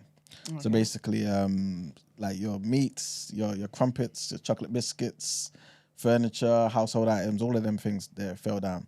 Of course, petrol and diesel did what it usually does. It rose, you know what I'm saying? So unfortunately, that has kind of tempered things a little. But overall, like I said, it is down. So it is a positive. Next thing I want to talk about briefly is Tesla. So Tesla, remember the other day, Elon Musk announced that 10% of his workforce is going to be out of a job, which is about 14,000 people, right? What? Well, Tesla is trying to pay him the biggest pay deal in corporate American history. Yeah. Guess how much? Ooh, the biggest in corporate history. Corporate American history, the biggest. Say pay 1.3 billion. deal. Okay. Good guess. Marks, Natalie. It's in the billions. Okay. I think it's in the tens, though. Ooh, okay. You can get crispier. Oh, okay. Marks, what are you thinking? How many What's this millions or billions? How much do you think Tesla is looking to pay Elon Musk? And it's going to be the biggest pay deal in American corporate history. Are they trying to get him out? Pay him just like, His dividend. Yeah, his dividends and stuff. Oh, Not to get him out, no. Oh, This is just his dividend. Yeah, this is just So what he'll he's take this- earning. Next year, he'll get He'll another get dividend. another something. 50 billion. yeah, but he's been moving real broke though. Because I saw something the other day about he's trying to charge new Twitter users, X users. So I don't think that someone that's got a dividend check looming like that is moving as No, he got it. maybe 1.3 is actually is let's say 5.8 billion. I'm changing mine. Okay. And Mars, you said how much? 50 billion. 50 billion. 50? What do you think this is? And Natalie, you said what? About I'm saying about 10. 10 billion? Brent, what are you saying? Who's getting this money? Mr. Elon Musk. I'm gonna go with Marks. Ooh. 50 billion? Yeah. Okay, let's find out. Okay. Well, you went with the right person, man. Really? $56 billion What? they're looking to give him. I know my stuff, Okay, man. but when you say they, they is he.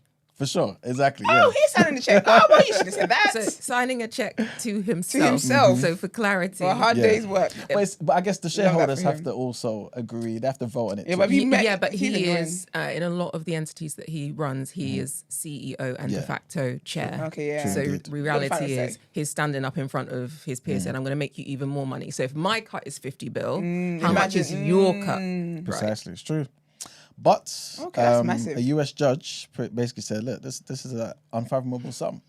I'm not happy with this." The judge sounds broken jealous. First of all, brokey. So yeah, man, the US judge rejected it, innit? So Oh, wow, okay. yeah, but obviously they're trying to push for it again and get it appealed and things of that nature. But yeah, once I get more information on that, I will let you know, man. Next thing I wanted to say is Co-op Bank and Coventry, they're near an agreement. Coventry Building Society, and basically this agreement is going to be worth £780 million. According to Sky News, they've learned that the two organisations are expected to announce, maybe later today, basically, that they've reached an agreement on terms of the transaction. And yeah, like I said, people, insiders anyway, are pretty much saying the deal is worth close to 800 million, more accurately about £780 million. So that's a big thing right there. And the last thing I wanted to mention briefly is trigger warning on this one, guys, as well. Definitely sad news here. And basically, according to anti-slavery charity Unseen, the number of calls to the modern slavery and exploitation helpline in 2023 increased by more than 19%. You know what I'm saying? So that's up from 9,779 in 2022 to 11,700 last year, man. Very sad, man. It's very sad. Labour abuse remained the main form of exploitation, which is up 11% from 464 cases in 2022 to 516 in 2023. Potential victims indicated in the care sector as well. That went up by 30%. There was also a 21% increase in potential victims of criminal exploitation as well. That went up, 21%. So yeah, horrible stuff out there, man. The director of Unseen, Justine Carter, she said modern slavery and exploitation are heinous crimes that have no place in a modern progressive UK that cares about human rights.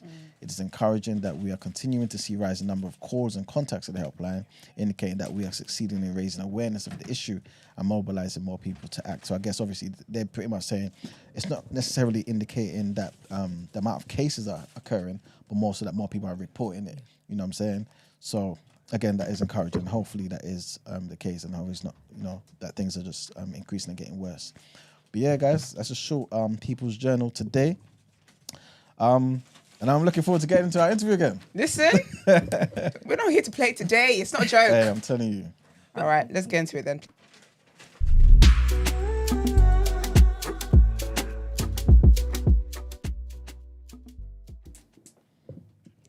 All right, guys, you already know who we've got in here. You already know. Future Mayor of All right, London, then. Natalie Campbell, honey. She ain't here to play today. All right, ma'am. How are you? I'm good, thank you. A Good. bit tired. You don't look tired, I'm tired. It was a late one yesterday. I really are. Before we get into the policy stuff, I actually want to talk about a culture thing, and I actually want to talk about the topics that you were talking about, and I want to talk about your race. Okay, Which is let's amazing. do it. Do it. Okay. So very quickly on the modern slavery piece, I've been out and about speaking to people, and I did an event in the City of London Corporation. So we organised a round table, and there were a couple of people that turned up, and they were talking about the work they do, and they were carers.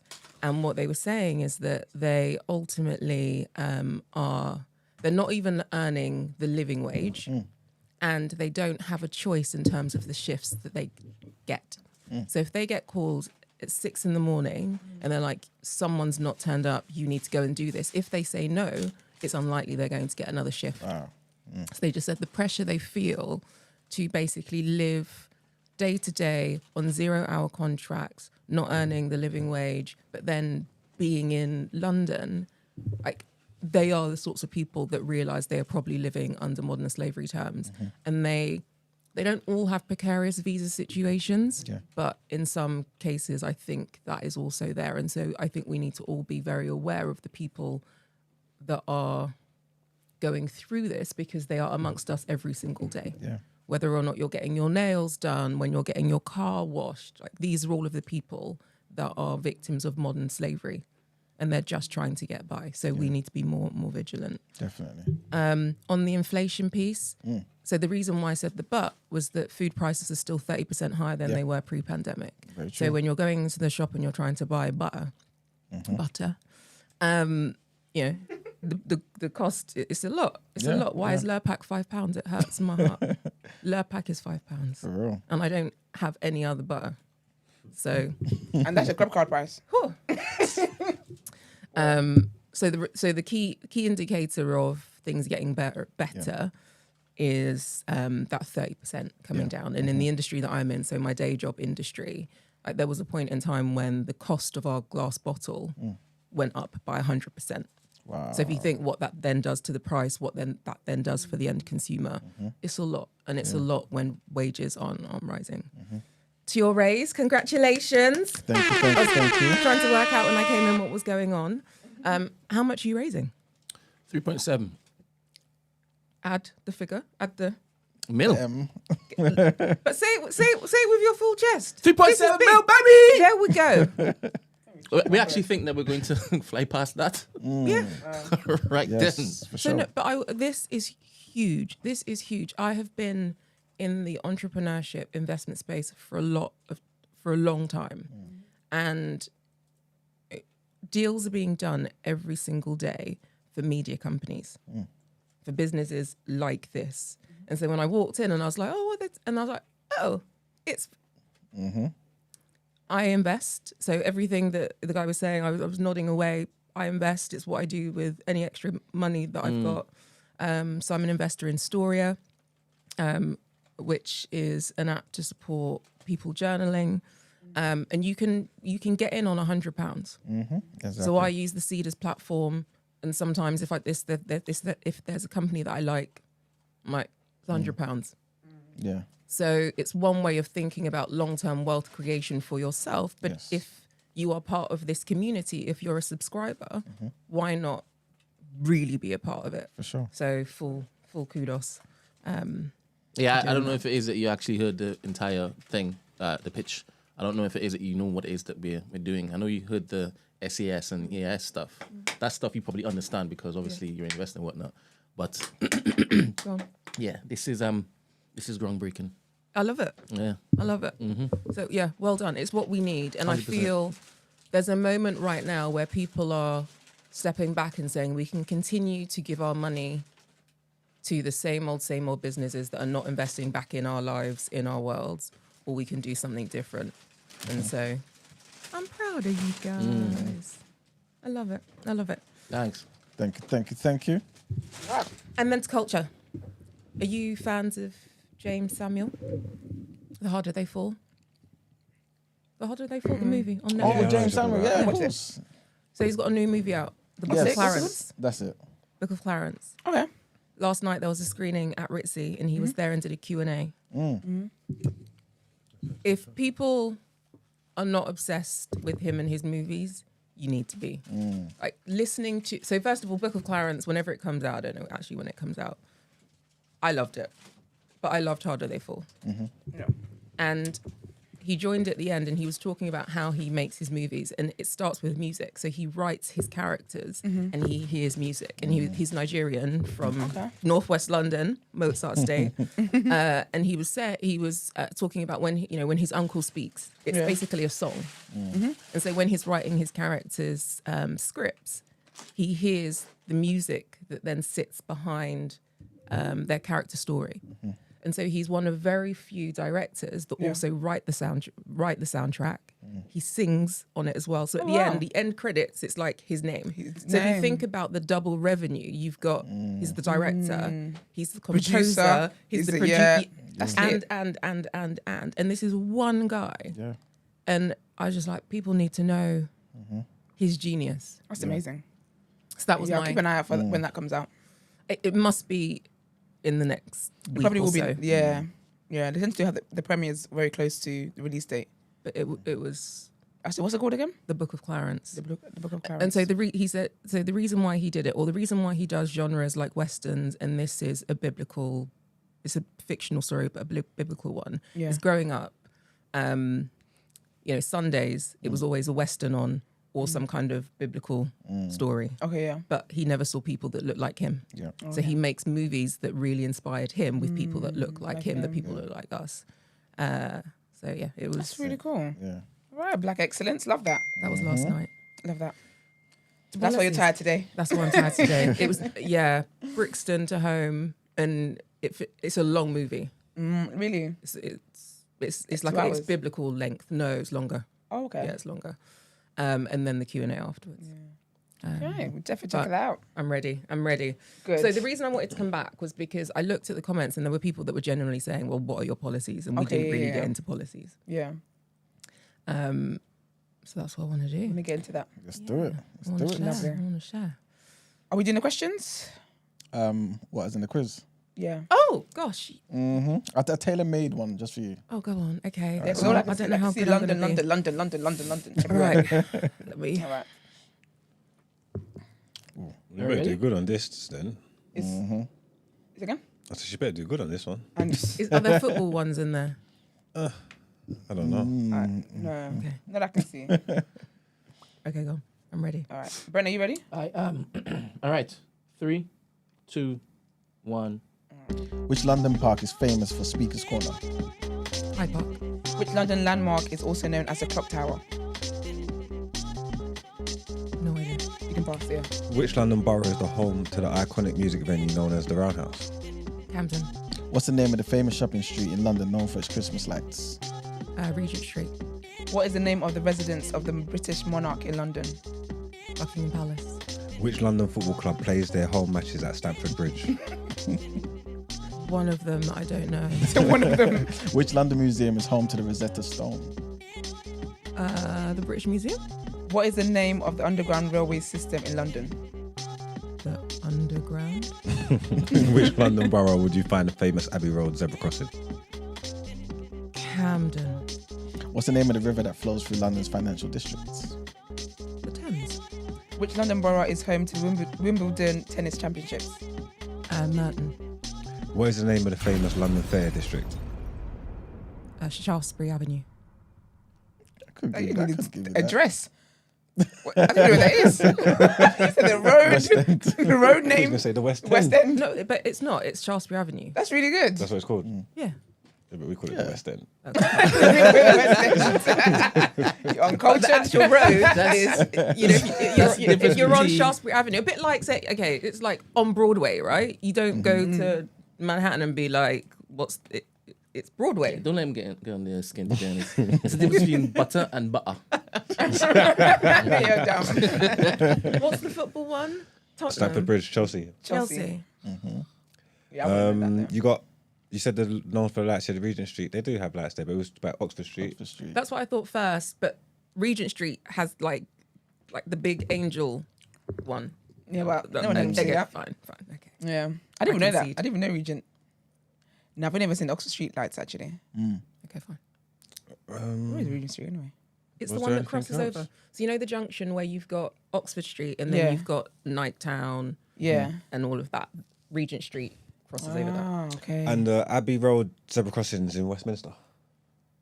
Okay, but it's borderline Camden because you've got St John's Wood on one side and Baker Street on the other. So, okay, maybe my geography's a bit off, but fine. I'll let you have that one. Yeah. That's my neck of the woods. So I think that was it. I think those are the only ones you got wrong actually. So not bad. Yeah, you did well, man. Yeah, Did not well. bad. what position am I? Is what I need to know. Okay, so you wanted the best score is what goes on the board. this was my focus. I'll have to go through Take it. calculate it, And, yeah. It But you must haven't got be the higher benefits on than the this or 7. that. Why didn't you do those? Because that's 3 points. So basically, No, you set me up to we are fail. not carrying over any ones or twos.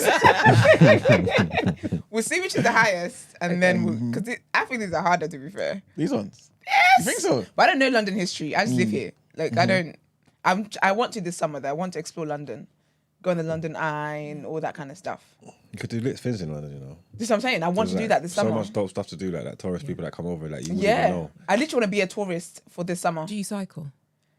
No, but I can.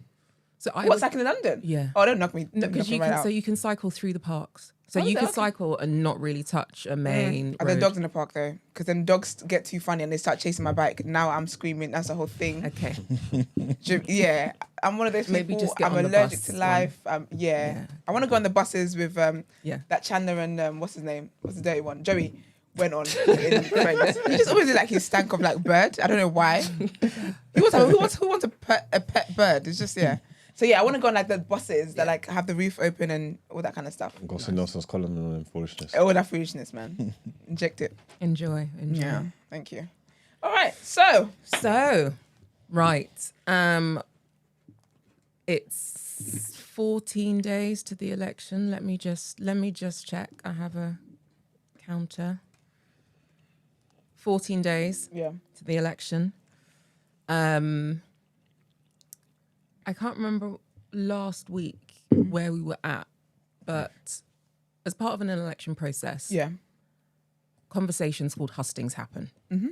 So for anyone that follows the US primary or the US election process, maybe more so than the UK, when you see Trump up against Biden or a whole set of candidates pitching to then be the main candidate for a party, that is a hustings. We're supposed to do them here. Mm-hmm. For this process, they have been limited because the candidates refuse to show up. Okay. And where they have happened, so only one has happened on national television, they have not invited all of the candidates. So they only invited 4 parties. Okay. So I was on my way home this week and I saw that ITV London did a hustings. Didn't know about it. You weren't notified about it? Wasn't invited. Now, I paid the same money, the £10,000 to get onto the ballot.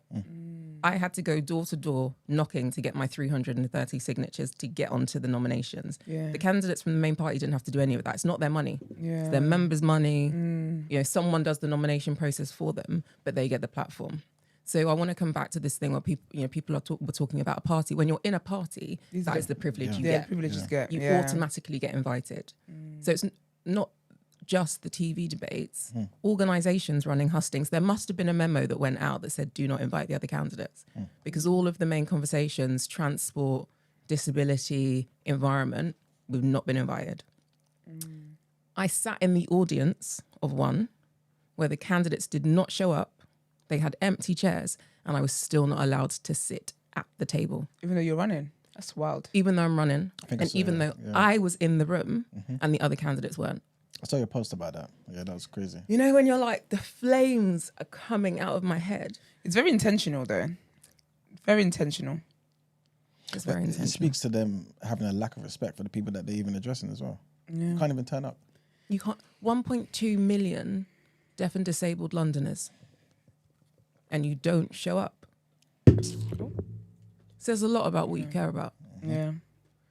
So then I did a post saying, I rate the Greens because they're showing up. And it wasn't just that they had a candidate on the panel. They also had, ended up sitting next to other candidates. Yeah. So they're showing up in a group. Yeah. And listening and engaging. And I was like, do you know what? Because this for me isn't about politics. I'm going to shout you out so people know that you're here and you're actually doing the work. Yeah. But the others couldn't be bothered. But then the additional bit is, even if they do no work, if nothing changes, the Lib Dems, the guy that's running for the Lib Dems, who literally has done the bare minimum, will still get a seat at the table, a £60,000 salary, and he'll get to do that for 4 years.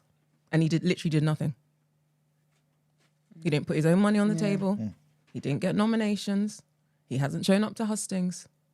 But generally, if the votes look exactly the same, he will get a job. He will become an assembly member. Okay, see, I was just about to ask you. For the assembly. Okay. Okay, cool. So for anyone at home saying, what is this? So the mayor, the the body that hold the mayor to account are called the London Assembly. Okay. When we're voting on the 2nd of May, you vote for the mayor, then you vote for your assembly member seats. There are 2 sorts of seats on the assembly. London-wide seats and then borough-level seats. Okay. In total, there are 24, 25. My brain's a bit fuzzy. There are about 11 London-wide seats. Okay. So he is on the list to be the mayor, and he's also on the list for a London-wide seat. Okay. The way the votes are counted, it's a weird proportional system. They'll look at how many votes the Lib Dems get in total and then allocate them those seats, then work out who gets the London-wide seat. Okay. So he's not running to win. They said that. I told you that the last time, which is why they weren't an option for me. He's running to get that London-wide seat. Okay. So he knows he can do the bare minimum and still get what he wants to get. Yeah. The manifesto launch was dry. If you ever see the photo, the manifesto is empty. Someone in his team must have had a bright idea and been like, oh, we need to speak to black people. Instead of saying something about wealth or investment or opportunities, let's talk about crime. Like, knife crime is really important, but it's not the only thing that defines us as a community. Absolutely, yeah. And so if you think you're just going to get votes because you stood up and said you're going to do something about knife crime, and this is now your photo opportunity with black people, like, this is the thing that I'm trying to put. They do not deserve the vote. But no matter what, he's done nothing, and he's going to get a seat at the table. Yeah. And he got the platforms. Boy. So are you down to be mayor and the assembly as well? No. So how do you get to do both? So the same process that I went through, to be a London-wide member, you literally just put an X in the box and you have to pay another £5,000. And I was like, am I going to pay £5,000? And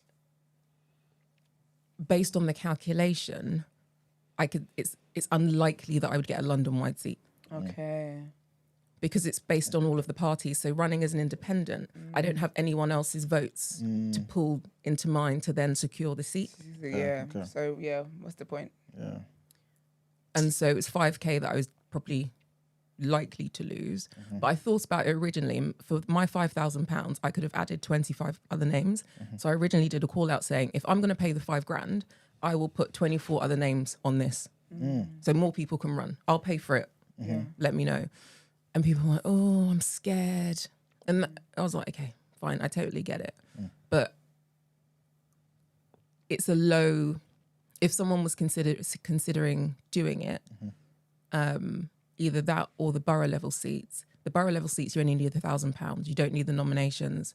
If anyone wants to run independent, I would say it's a good place to start. Okay. So that's been my rage this week. Rightly so. And I have been announcing policies. I mean, my manifesto was out 3 weeks, more than probably 4 or 5 weeks ago in video form. And then I've been dropping tiles on the various areas. The booklets are going out. I'm hoping people are seeing the booklets dropping through their door. 6 million booklets. Do you know what happened? 6 million booklets. I spent, it's £10,000 to be in the booklet. Yeah. There's a spelling mistake. You know, and you're like, but I looked at it 100 times. Loads of people looked at it 100 times. Even when someone sent me a photo of it on their table, I didn't see it. Went onto Facebook, and I rarely look at Facebook, and I just noticed a comment saying £10,000, you should get it back. And I was like, why? And they were like, check out the typo. Oh, now it's gonna stand out like a sore thumb. Yeah, no. That's all you're gonna see now. So, but I'm not going to say what it is, and I wonder if people see it. I can see why we didn't see it. Okay.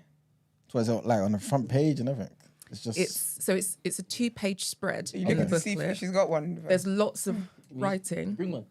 I haven't had one yet. So they're delivered to your house in waves. So postal voters will have got them first. So if you're not a postal voter, you might not have it yet. Okay. I've got a photo on my phone actually, but I don't want to put. I want to see if anyone maybe at home has seen it. But don't put it on your story and tag her though. Yeah. Like, hey. but No, but Natalie, again, don't do all of that. But look, Let's not I'm not embarrass hiding it, ourselves right? publicly. I'm talking about it. And actually, it's on a word that I want people to focus on. So Okay, fair. Okay, Well, okay. nothing makes them focus. Well, maybe that was a strategy. It's on purpose. the There we universe doesn't go. make any mistakes. Love it. So that's going out, and that then breaks down policy so everyone at home can see it. The BBC then did shared a minute pitch from all of the candidates, so that went out, and that was good. And then we had the ITV London snub.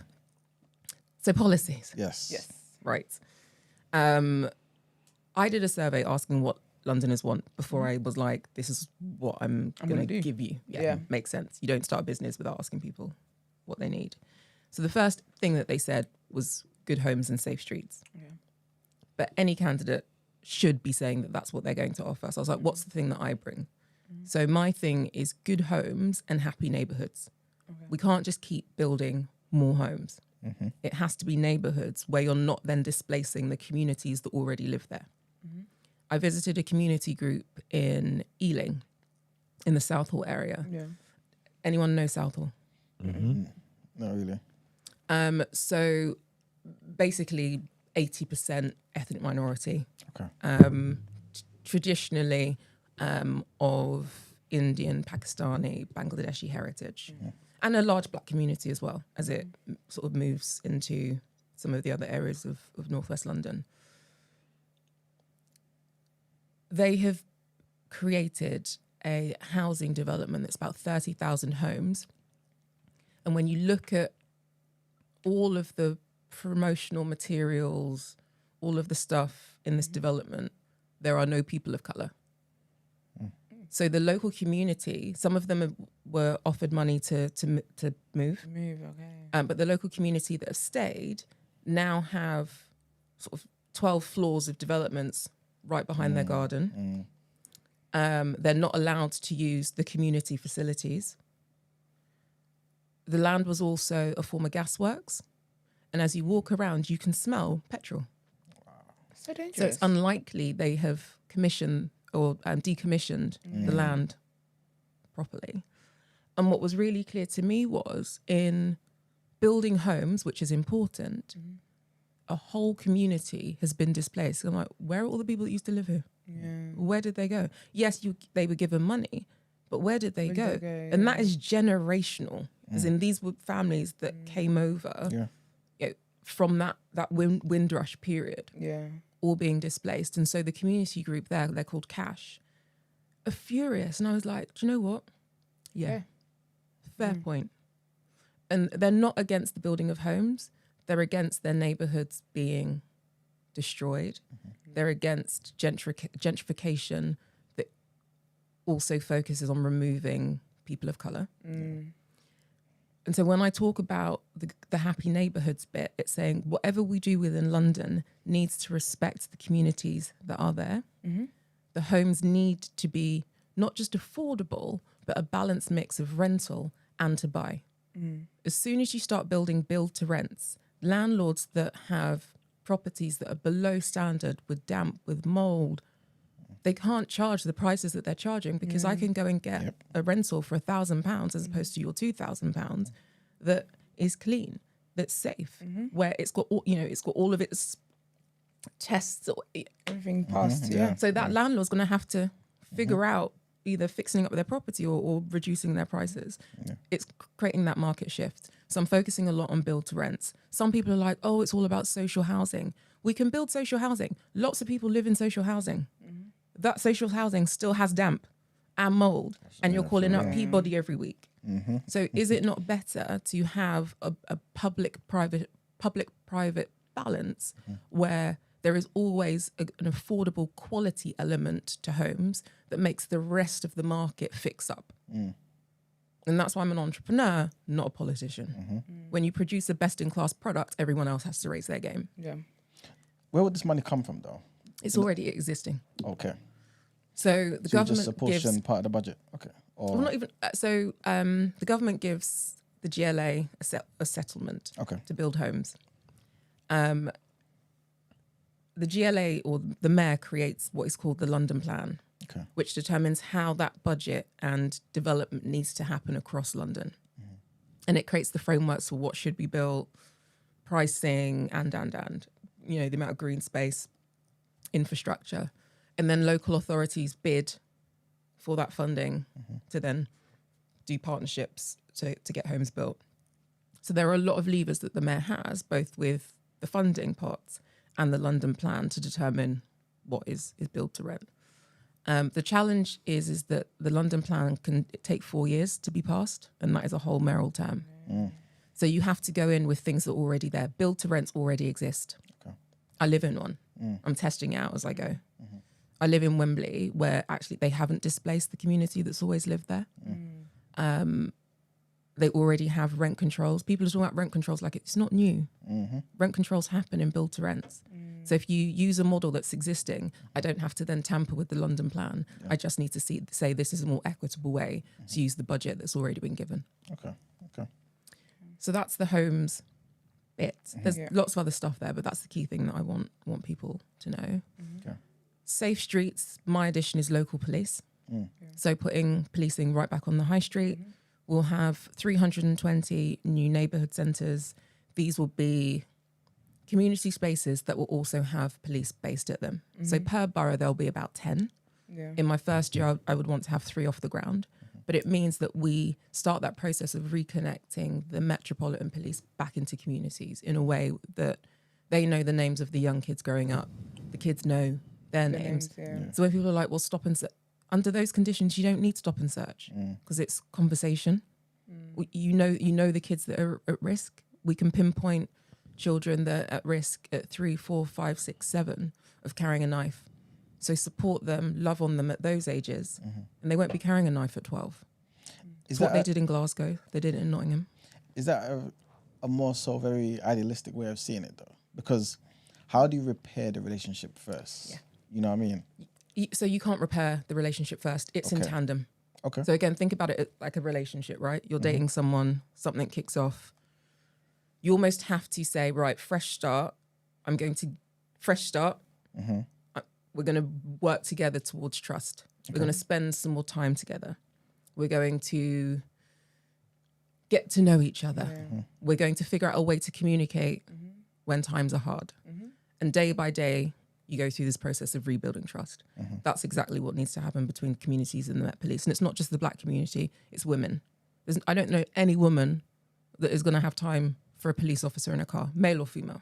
I used to this to my sister the other day. I was like, if I was in danger, it's scary because I wouldn't want to call the police because I don't want to be alone with the police now. So yeah, it's word. And it should not be the case. Yeah. And so the institution is fundamentally broken. So that journey of being in the heart of communities day by day changes things. And it's a long tail. So we've got the preventative work of the identifying communities, children that need to be supported. So I think I said this last time, 85,000 children are currently homeless in London. It's wild. That 85,000 are the most at risk of carrying a knife by the time that they're 10, 11, 12, 13, 14, 15. So if we know it now, support them now. Yeah. For the kids that are already there, if they are carrying knives, there is absolutely mental health trauma support needed. There's a whole wraparound of love and care that is needed. We have to spend and invest on that. And for the young people that are in prison that will be coming out thinking, what do I then go into?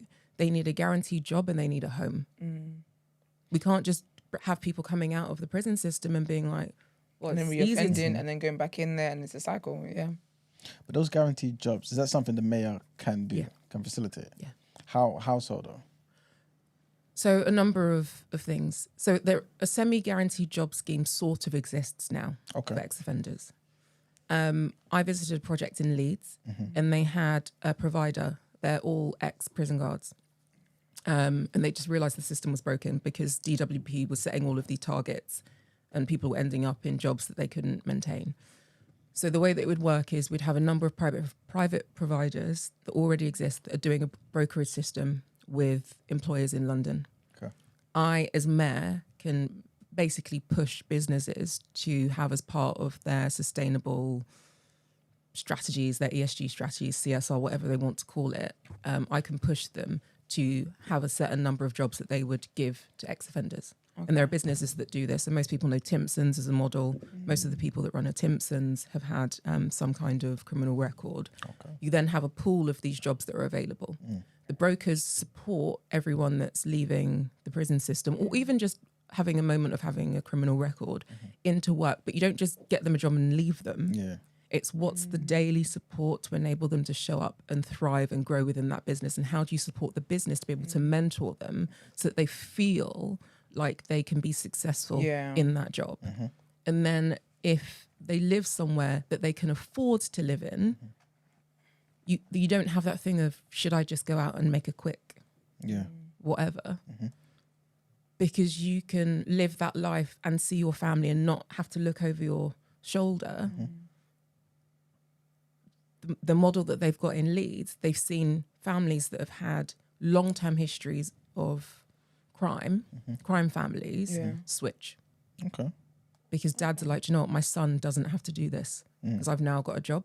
I'm not waking up with the anxiety of, I need to rob someone today. And so I'm not making as much money, but it's money and it's honest, and I have a roof over my head. Obviously, I wanted to go on to the next point, but obviously, Leeds isn't London, right? Yeah. And It's much smaller. Yeah. And like you said, some of the semi-guaranteed jobs kind of exist already. People who've been in prison already, coming out, sometimes depending on the sentence or whatever, or the crime, whatever, they get put into TAs anyway, temporary accommodation. So what's the extra bit that's going to change it? You know what I mean? So what I know is that temporary accommodation just not good enough. Not good enough. Okay. If you're moving someone out of a prison that actually was probably heated, without damp, that had community, that had structure, and you move someone into temporary accommodation that's loud, unstructured, there's mold in the corner, bathroom's not clean, and then you've got work where you're not supported, it's precarious, 0 hours. You can, that instability automatically, not having a framework, and all I'm doing is just applying a framework to this, not having a framework means it's much easier to go back to what you know. It's much easier to go back to a community in a space where actually you knew what was going on. And I say this, and I don't like outing people that are close to me, but I know I have permission to say this. My brother's been through the prison system, felt them all the way through. Like, this is in my world. You know, the guys that I know, the guys that I've dated, this isn't, I see what happens and why they go back in. And so the reason I went to Leeds was because the programs here, they're trying really hard, but they're hampered by the system and the way they're funded. Okay. Because it's more about churn and outcomes. Or it's about churn and volume, not quality outcomes. And so the bit that I want to change is, let's focus on the quality outcomes. Let's focus on additional wraparound support and care. And yeah, we're not going to be able to jump to thousands straight away, but we can start with hundreds. And what you want to do, or what I want to do, is, you know, the 1 million job vacancies that we have in London, is get employers to go, do you know what? I'm really struggling to hire. And there are people that want to work. So let me take a chance. And almost you create an organic way of it happening. And if you then match it to the work that I'm doing on build to rents and affordability, I won't have to provide the accommodation, because someone can come out, get a job, be supported, and then find accommodation that's affordable in a build to rent. So suddenly you can remove yourself from having to be the nanny of the system. Because the system has structured itself in the way that works for everyone. And that's what government is about. It's about creating a framework to then allow things to organically come together, and that then becomes the norm, and then you can remove yourself. I hear you. So that's so the local police say safe streets bit. There's lots on women's safety that we need to do. There's lots from an education perspective, but those are the two things. On in addition, on knife crime, bleed control kits. So I met London Air Ambulance, and they said to me, so most people think London Air Ambulance go out to an incident, pick people up and fly them back. They don't. They do trauma work on the ground. So they are opening people up and doing heart surgery right there. Oh, wow. Okay. Like, that's what they do. They rarely fly someone back. They get them to a place where they can go into an ambulance. What they said to me was, if we had more bleed control kits, whether it was a knife incident, a gun incident, car accident, would save more lives. Because losing blood is the thing that kills you. Yeah. So immediately I'm like, well, why does every taxi, school, gym, library not have a bleed control kit? Yeah. It's a really small thing. And if you're telling me as the expert, but that's all you need to save some more lives, then yeah. So that was another thing that I pledged to do. So on day one, 500 out there, and then you build it up so that in the same instance, you've got the neighbourhood centres, they've got bleed control kits, you've got schools that have got them, people are trained to be able to use them. That then means you are saving lives as well. Yeah. So there are lots of smaller policy areas like that. And then the final bit, better lives. Lots of people just said, it's hard. I want to live better. As a mayor, if you want to give people one thing, it's living better. So I've said well communities and better lives. And this is environment, it's transport, it's all of the things, it's arts, it's culture, it's mental health, it's all of the stuff that just day to day. You being able to go on your bus around London and actually look at the city and go, do you know what? I like this place. Yeah, I know how my asthma get triggered. Boy, man. So I can't do much about the trees. So there's an element of asthma that is them trees, but it affects people's hay fever as well. My aunt's a chronic 100%. asthma sufferer. Oh, I'm a hay fever bandit. Yeah, she's the same. She's got like her nebulizer situation is a whole wild. yeah. So the trees, I'm sorry, some of them are protected. So I take it up with God. But air quality, we can absolutely do loads on. Yeah. So people are like, ULEZ, right? ULEZ in outer London is a tax. It is not about air quality. I would like to cancel ULEZ in outer London. All right. But it generates a huge amount of money at the moment. And I don't want to walk in and say, I'm going to cancel it. Away. And then the kids can't eat because that's the free school meals budget. So I've been trying to say to people, yes, I want to cancel it in outer London. But let me just understand the budget first. Okay. If I make promises. Yeah, exactly. And that's transparent though. Yeah. Before you make it, because a lot of people just make empty promises. I'll get rid of ULEZ, I'll get rid of this, I'll get rid of that. But then without understanding how things work. So I feel like that's a good level of transparency. But the goal, I don't believe we need it. Yeah. It is a tax. Roads at 20 miles per hour is a way of getting more money because most people drive at 26. You then get a speeding ticket, penalty charge notice, and on and on and on. And for taxi drivers, what they're saying to me is if they get 6 points on their license, they lose their license. yeah, so they're losing their whole livelihood. Whereas a bus driver can have 100 points. Yeah, so they don't get points, do they? They do. Because some of them, the way I see them driving, I'm like, surely there's no consequences for the way you're moving on the streets. They do. That's wild. But they can still drive. So where's the fairness? Yeah. My thing is fairness. Yeah. Whether it's for me or not for me, it's fairness. So those are some of the smaller things, and that's basically what I wanted to say. Okay. You know what the thing is, yeah? What I've realized in life is sometimes you can give somebody the best plate of food in the world and them not want it. Yes. Unless you can recognize or show to them that the food that they're going to eat is absolutely rubbish, right? Yeah. So you have to sometimes focus on the rubbish that they're about to consume. I want to ask you, yeah, if you were not running, or I guess in order to get people to vote, right? Because again, you mentioned the other day, 58% of people in London just didn't vote. 58% of people. That's wild. Crazy. Can you tell people what people have to look forward to if they don't vote? Because, you know what I'm saying? Otherwise, it's like, why are we So we're complaining? paying £4 You know what I'm saying? per way for the flipping Blackwall Tunnel. But I don't have an answer for you. Because you know what the thing is? Because obviously I know Sadiq Khan don't show up to my events and tell people about his policies. But Yeah, I need to. you know what I'm saying? But that's what Like, I'm saying. I don't have an answer for you because Yeah, exactly. we We don't know what he wants to do. Yeah. Well, we don't know what he wants to do. But if we say he's just going to do more of the same, Yeah, exactly. That's your answer. no, that is the answer. Yeah. No one's living good right now, so we can guarantee that no one's going to live any better. Yeah. We can guarantee that you're going to be paying more to commute. We can guarantee that lots of money is going to be spent on PR stunts.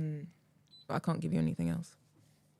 To be honest, I think that's the answer in itself. He's just going to keep being him. He's just going to keep doing him. And he hasn't been doing a great job so far. I don't want to be negative at all, yeah. But for those people who feel like, you know what, if I vote for you, it's a wasted vote. Yeah. Right? What do you say to them, number one? And number two, let's just say, God forbid, it doesn't happen for you. Will you run again? So the second one, I'm not going to answer because I only work to the absolute of what I'm doing right now. Okay. And the goal is to win. Yes. To the people that say it's a wasted vote, that is what they want you to think. Yeah. So when you don't show up, that plays into the hands of what they want. The reason they talk about the 2-horse race is they know it's going to be repeated. And then we're going to start saying, well, it's a 2-horse race. My vote doesn't count. If the 58% of people that have never voted for me, I'd be the mayor of London. It's as simple as that. Yeah. Right? Because they changed the way the voting works, I would win. So I think people just have to go with their conscience. So why wouldn't you say whether you're going to vote again or not? To me, that would Run. make me run again. Sorry. To me, that would question your commitment to the cause. No, It's it's not all right, that. if I don't do it now, then you're just going to go back off and just be an entrepreneur and go live your life. How much could you care? No, because people... So my thing is, I don't like to talk about if something does not happen, because then I'm talking it into existence. So my focus,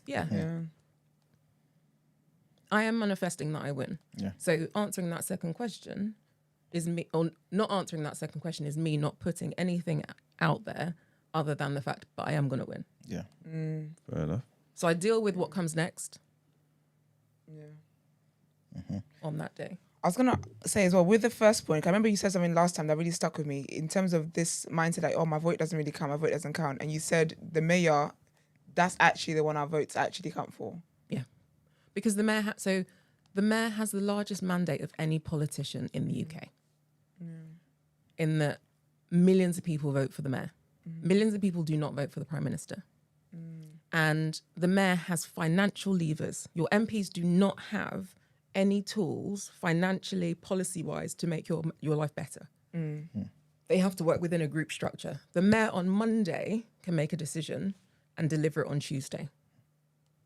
And this isn't just the mayor of London, this is the mayor of Manchester and the mayor of Liverpool and the mayor of Bristol.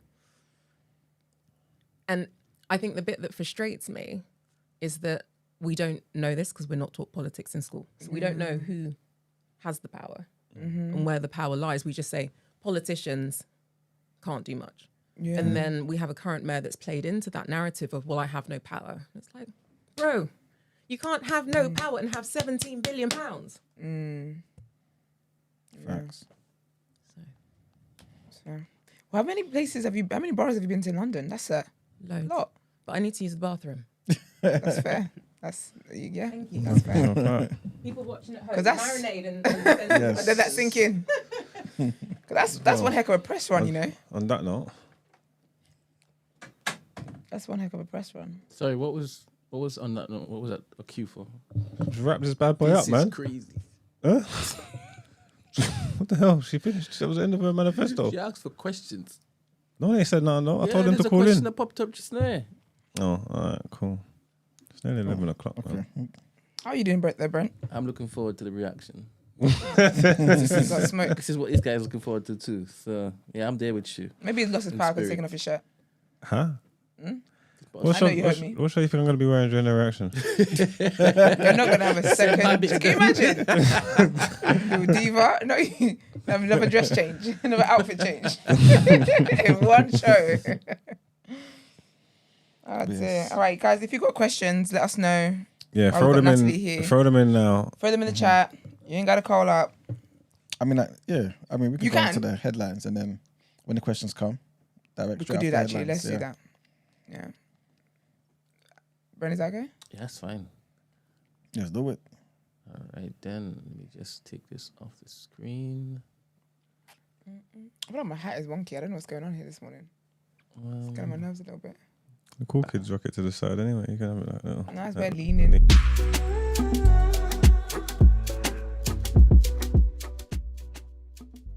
Funny. Why is it leaning? All right, people. So, next headline, trigger warning on this one, guys. Big trigger warning.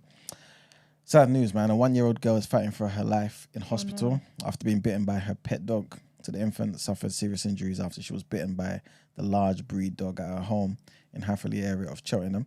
just before 6 p.m. on Sunday. So paramedics rushed the child to Gloucestershire Royal Hospital before she was transferred to Bristol Royal Hospital for Children. Police said that the child remains in critical condition and the pet dog has been seized by police and remains at a secure kennel while investigations continue. Gloucestershire Police confirmed that the dog is not a banned breed. So anyone with information about the incident is asked to get in touch with the police. Next headline. This might be something that we kind of need to talk about as well. Another topic of the day, and a Muslim teaching assistant who claimed that being given the Christmas Grinch prize at a staff award ceremony amounted to religious discrimination has lost her employment tribunal case. So Salah Tufa said that he was upset and distressed to have been compared to the Dr. Zeus character, despite not knowing anything about the mean-tempered creature until a colleague showed him a Wikipedia description. The teaching assistant later complained about the audience laughing at him as he collected his trophy, but a tribunal rejected his claim, saying that the reception he received was no different to the other winners. His claim of direct discrimination and harassment related to his religion were dismissed. In an email to a school HR manager, he said, "I've never known a workplace, let alone a school, who would give a member of staff such an unkind and inappropriate trophy." And our last headline, Nigerian socialite and businessman Cubana Chief Priest, whose real name is Pascal Okechukwu, faces charges of abusing banknotes after allegedly throwing money into the air at social events, i.e. spraying. This is serious. Yeah, they're cracking down on spray. Okay, well, yo, put your money in your put in your pockets. But to be fair, people know, innit? Like, you can't spray Naira, innit? You can spray everything else. No, man. I've seen Naira being sprayed. Naira gets sprayed at weddings, at events, and I never even knew there was a thing about you can spray any other currency but Naira. Yeah. I only see dollars and stuff being sprayed here. Yeah. But I see Naira being sprayed in Nigeria, like regularly. So I'm very shocked at all of this that's going on. Yeah. It's a shame, man. I'm spraying Naira in the club, you know. I was hoping to get some when I go. Strict now. Yeah, man. He's pleaded not guilty to 3 counts during the court appearance on Wednesday.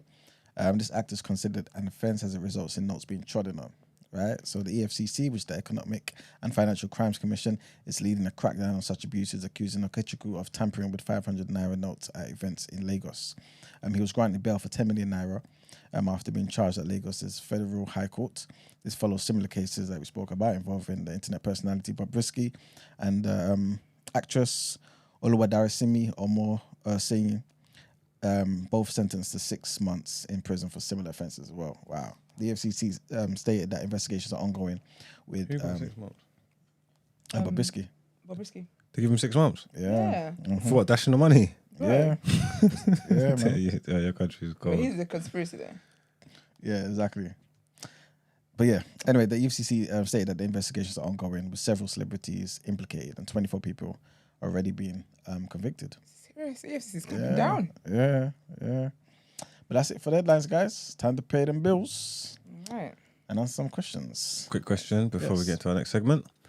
Finan wants to know why you want to raise the speed limit back up to 30 miles per hour. According to the TfL, there's been a 25% reduction in related deaths. Yeah. So what I should have said for clarity is I only want to increase it on TfL roads. And the roads that I mean, Euston Road, Park Lane, where there's no threat to life. Okay. Like the cyclists are protected.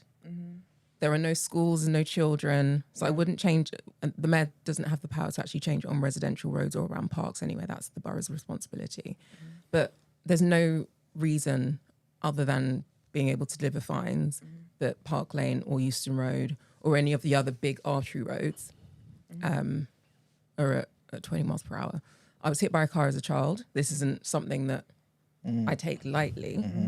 So it's about finding a balance. Natural selection, man. You're supposed to be here.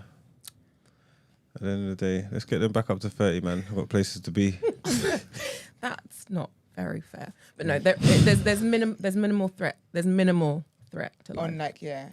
I was thinking about your question. I don't mind doing 20. Sorry, I don't mind doing 20 on the school road because have you seen kids? They're so unruly. Never holding their parents' hands, always running their head. I'm like, this is how some of y'all get grabbed. And on a resi road, the whole thing. you don't need to be Yeah, going that makes far. sense when you go into residential areas and you go where schools are. But it's like I'm saying, they've got big, massive high roads Yeah, that makes sense. with Get those everybody back to creeping. They're 30 causing more because- traffic. Isn't it? And also Yes. the emissions that come out of stalled cars is much higher. So if this is really about air quality, That's true. And other things that they're saying, you can't have cars just stalled in that way. Yeah. London is gridlocked and it's impacting businesses, it's impacting loads of people. So, Finan, I hope that answers your question. I was thinking about the what comes next after this. And what I would say, when I win, I still have to run again in 28. Oh, yeah. Because you wouldn't just do 4 You years. got to defend your title. Got to defend your title. Absolutely. What I would do differently, because I would still be an independent candidate, is that I would, like you're doing with this, I would crowdfund for it. Okay. So I would need a mandate, a financial mandate from the people to be Yeah. able to run. Okay. Okay. Wow. So running with anything less than 70k, it's close to impossible. Wow. Okay. I've got another question for you. It says pollen is getting worse due to the male planted trees. Can there be a policy that plants more female trees so we don't suffer? This is for the weak people. Not men, even in the plant world, mening. Or males mailing. So Sorry, just sidebar. It's a bit trigger. I did not know this about trees. Neither did I. What I would say though, what I do know about saplings is saplings are not the reason for your issues. Okay. It's the mature trees that are the reasons for your issues. Ah. So right now, it doesn't make a difference. What we can't do is cut down old mature trees. So there must be some sort of technology that we can use to support, because there's a window in time, right? It's sort of like April to June when there's certain trees that are shedding. Yeah. Yeah. We know it, so there must be something we can do. Behavior is different West runs. I'm sitting here with a headache. Also support your local farms, man. Get some honey and that. Yes. Apparently it helps. Apparently does. You know what I'm saying? So do that. But for my aunt, where it's acute, she can't go out. There are points where she literally cannot leave because it's a threat to life. Yeah. Wow. And so we do need to think about that. And when we're building new developments, so to the point around trees, what sort of tree and biodiversity infrastructure do we have don't know, to support people? Because asthma is on the increase. And you shouldn't have to fear leaving your house. Yeah. I just can't believe you like letting pollen take you out like this. We're not letting it. No. We're It's still here, taking man. us. We've been winning. Amen. It will never take us. Amen. But it's trying. I wake up and I start seeing them like, just wake up. So Bathroom Diaries asked something earlier. This is when you talk about the police and like restoring that relationship with the police and the community. But what she said was, Bathroom Diaries is a woman, right? Yeah. Okay. Isn't that the whole point of the system? They want people to offend. So how are you going to challenge the system? So essentially, they want this idea that the system wants people to reoffend and go back, because essentially some obviously private funded prisons, all that kind of stuff, makes them money. So how will you come up against such a system if you believe that system actually exists? So it's chicken and egg, right? You can only end up in a prison if you commit a crime. So I have to focus on, okay. As I said, good challenge. I have to focus on making sure that there are minimal, it's not as bad as America, right? I hope there is no one that was just standing outside. And it's like, well, you're going to jail tomorrow. So focusing on reducing the reasons why people need to commit a crime and reducing the sorts of things that give people a criminal record. So for driving, for speeding offences, you could get a criminal record. What? No way. Yeah, after a certain amount, of course. Oh, okay. Persistent law breaking, isn't it? Okay, fair. And the way it works in America is, so for something like that breaking the law 3 times, you're going to jail.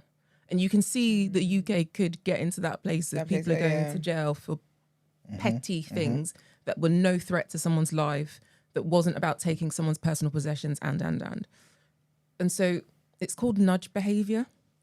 You have to nudge people out of needing to commit the crime and break the pipeline into the prison system. Then you have to challenge all of the private providers. We should not have private providers of prisons. It creates the wrong incentive. Yeah. Definitely. So that's the mayor then influencing government and the Home Office to say, okay, if you want them, they're not going to be in London for a start. And if you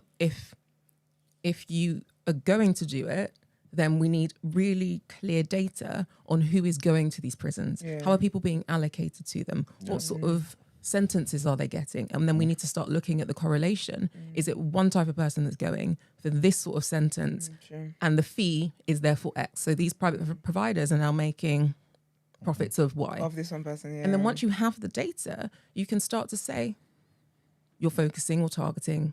Yeah. Yeah. Okay. Someone else had a question. MH said, if you had to change, introduce, or reform one thing in London, what would it be? Great question.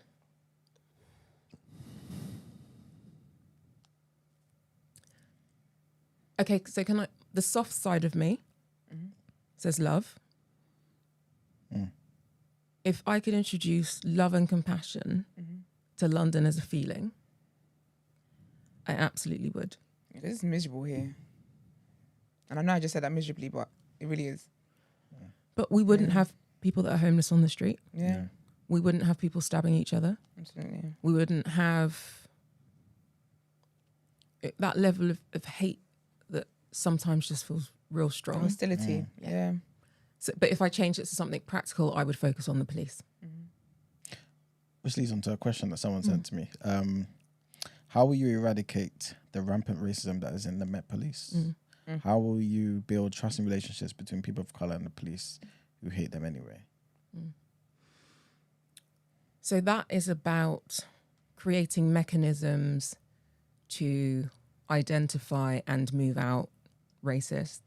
And let's be clear, people that are racist show themselves in various ways. In aggressions, we've seen it in the WhatsApp groups. People know who they are. So they need to be moved out and new people and talent brought in. I'm not going to say it's going to happen overnight because some of them will be hiding in plain sight, but they need to be moved out for sure. It's not just racists though. You've got misogynists. You've got individuals that the whole child pornography bit, so sexual predators. And the Casey report very clearly goes through all of these things.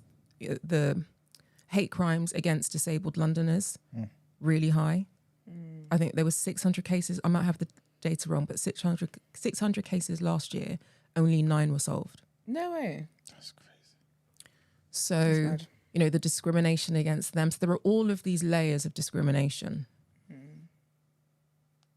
It's about, and I get why someone's asked about racism, it's about identifying police that do not care about doing the thing they are there to do, which is to protect us, to make us feel safe, to listen, to be empathetic, and to then solve the crimes when they happen. Ideally, you prevent them, but if they happen, you solve them. Yeah. That is a whole cultural change. And the thing that's important to say about this is it isn't just about us pointing the finger at them.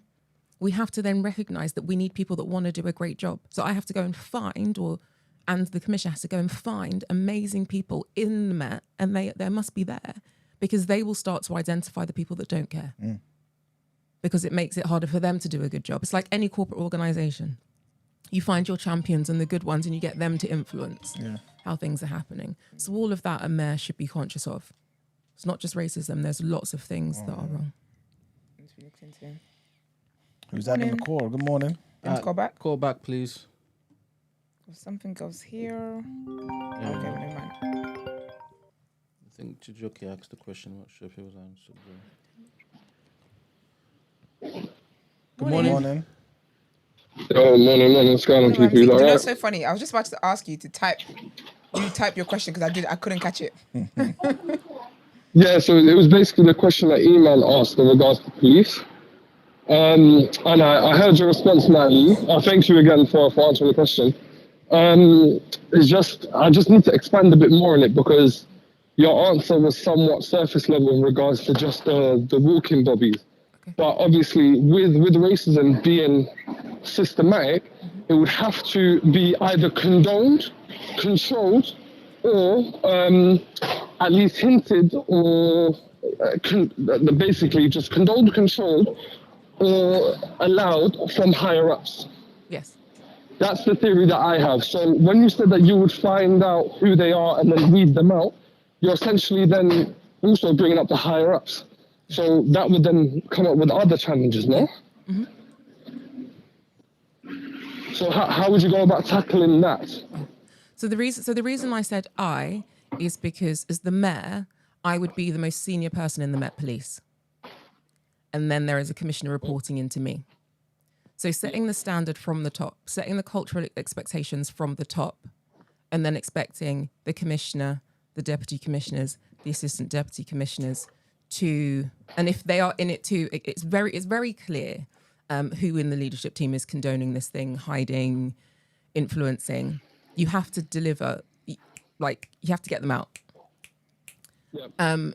So it absolutely starts from the top, but then it has to move to peers, identifying peers, because when you get to police number 10,000 of 30, that is a level of, or a layer of individual that will not be in the worlds or the meeting rooms or the spaces that I'm in. So it then has to become as you said, a systemic structure, a systemic process to weed them out, but then to also bring new talent in. New talent will not stay in an organization that they walk into and they perceive it to be racist and dysfunctional and sexist. So you I really, think that brings another question though. Okay. And what you're saying is completely correct. I get you 100%. But then I also just thought up about the police union. Now, the reason the police feel so strongly... No, police union. Union, yeah. Oh, sorry, okay. Yeah, hold on. Let me fix my phone now. I should just probably wear the headphones. Sorry, it's me. It's not you. No, it's all right, it's cool. Whenever Ram's in the phone, it's never you. I love you, Brent. Love you too. Aw, cute. Okay. First of all... You go, Ramsey. Is he still there? Yeah, he's there. Yeah, so the reason they feel so emphatic to act the way they want to act, I believe, is because of the backing they get from the union. Mm-hmm. So then doesn't that bring up an upheaval battle in regards to legality of how much you can really do and what laws they have to back them up by the union? Absolutely. And this is where having a good relationship with the Home Office comes in, right? Okay. So walking in on day one, and what I do not believe has happened is you go, right, we are restructuring the Metropolitan Police from name right through to how the organisation is designed in a wholesale restructure of departments. You go department by department by department. Yes, unions will say we need to retain.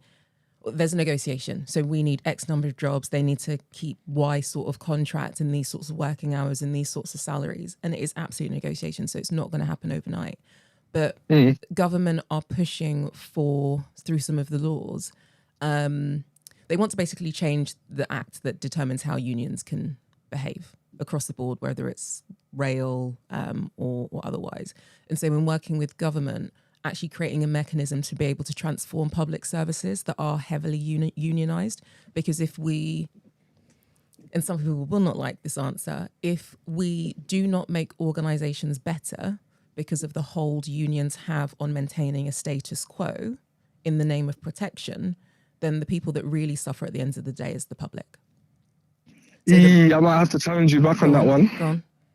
So in regards to, because from what the statement you just made, is you kind of generalize it for all unions, or did you just mean police? No, so I'm talking about police, but the act won't just be for the policing union. The act will cover all unions. And this is, you can't, in changing an act, you can't just say it's just for this union. It's going to be a standard policy. I feel like with the police, because from what I remember from the rail unions, is that you're basically, for lack of a better word, the government now are trying to stifle freedom of speech, right? Or freedom to protest, or freedom to strike, right? Yeah. Now, that isn't necessarily the same thing with the police. No, but the act is broader than that. So that the things that they're trying to change within the act is much broader. So the bit that makes the public headlines is the protest. I'm not talking about that, or striking. I'm not talking about that. It's the mechanism to be able to restructure public organizations that are heavily unionized. So if we cannot restructure, we literally end up in a stalemate and cannot change anything about the Metropolitan Police because of a union, then how do we move forward? Okay. And so in the act, what they're trying to do is enable new mechanisms to be able to restructure and acknowledge that people need protection, and absolutely acknowledge that if you've signed up to a union, and union should be doing a job, but it needs to be balanced and fair. And if the public interest is reform, you should be able to reform. And I would argue, hand over fist, that the public interest is reform of the Met. And for me, the word reform isn't even strong enough. I wouldn't say abolish, but restructure, reconnect, reset, all of those words are important. But it has to be root to tail.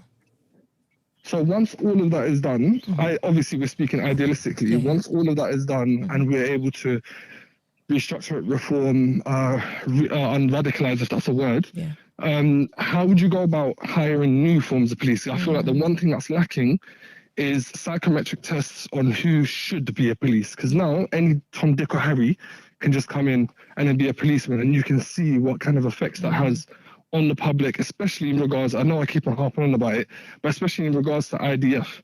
You can see where the perversion of power really does to anyone that it hasn't been psychometrically tested to face the public. So and I feel like that's a huge problem. So psychometrics is really important, but it goes beyond that, right? So if I point to a large corporate that recruits tens of thousands of people a year, the process that you have to go through to get in is psychometrics.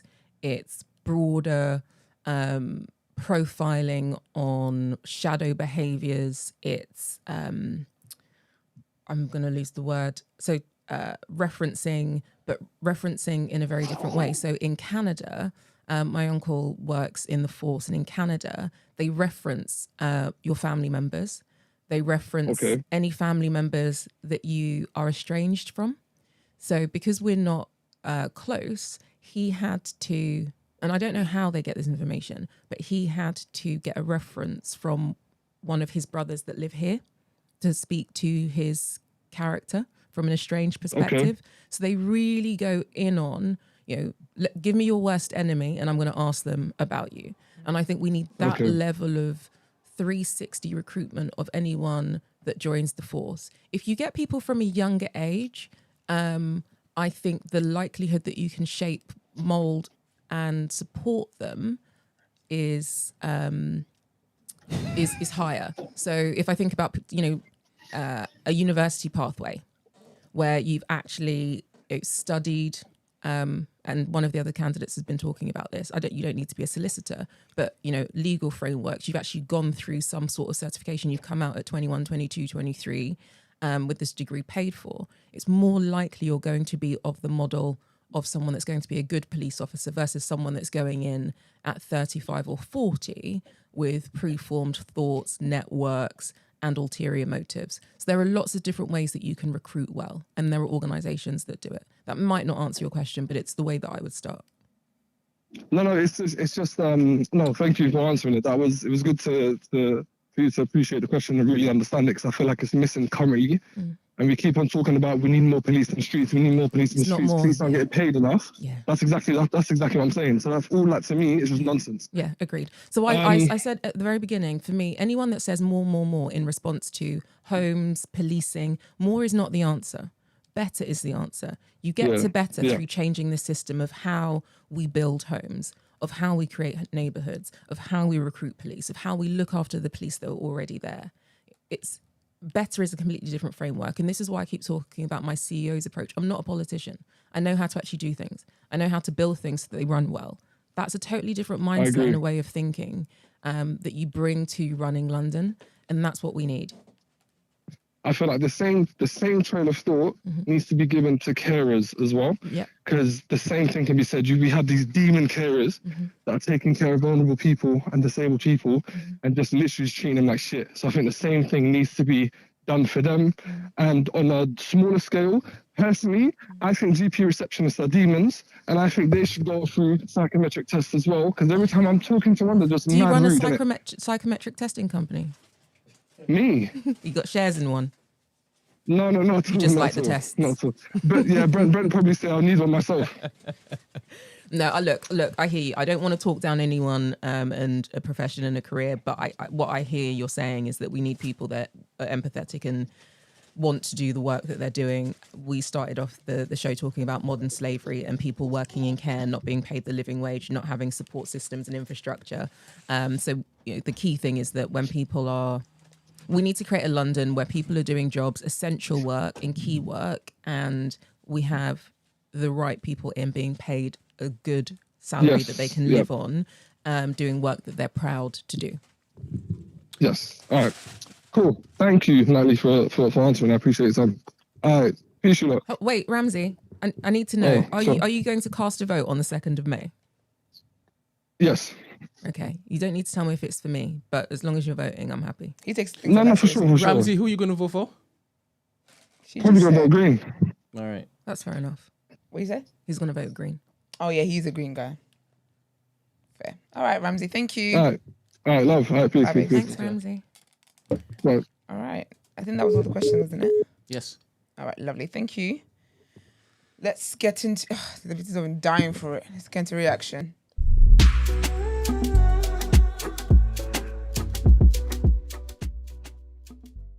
Don't be naked on camera. Excuse me. Excuse, this is a morning show. Put your tits away, you little tart. Let's get it in, baby. Oh, you should have left your hat on. See you later, Natalie. Natalie. No, remember last time? Oh. I tried to do that when I got home, you know. I put a hat on, tried to take my hoodie off. She get them off. I didn't want it to get fluff on it. Fair. All right, well. But now we're back. As you guys were. Welcome to the sports segment of the day. You get me? That's thought it's only right I represent a great European powerhouse. Get me? We were talking about long-lasting legacy institutions. Yeah. It's a thing. And the need for a new institution. You represent the old. Out with the old. No, but they can rebirth. It's the rebirth. You get me? That's the rebirth. This is the perfect time for us to be. Yeah. This is the perfect time for us to be. For us to be media anyway. The last 10 years, that didn't even happen.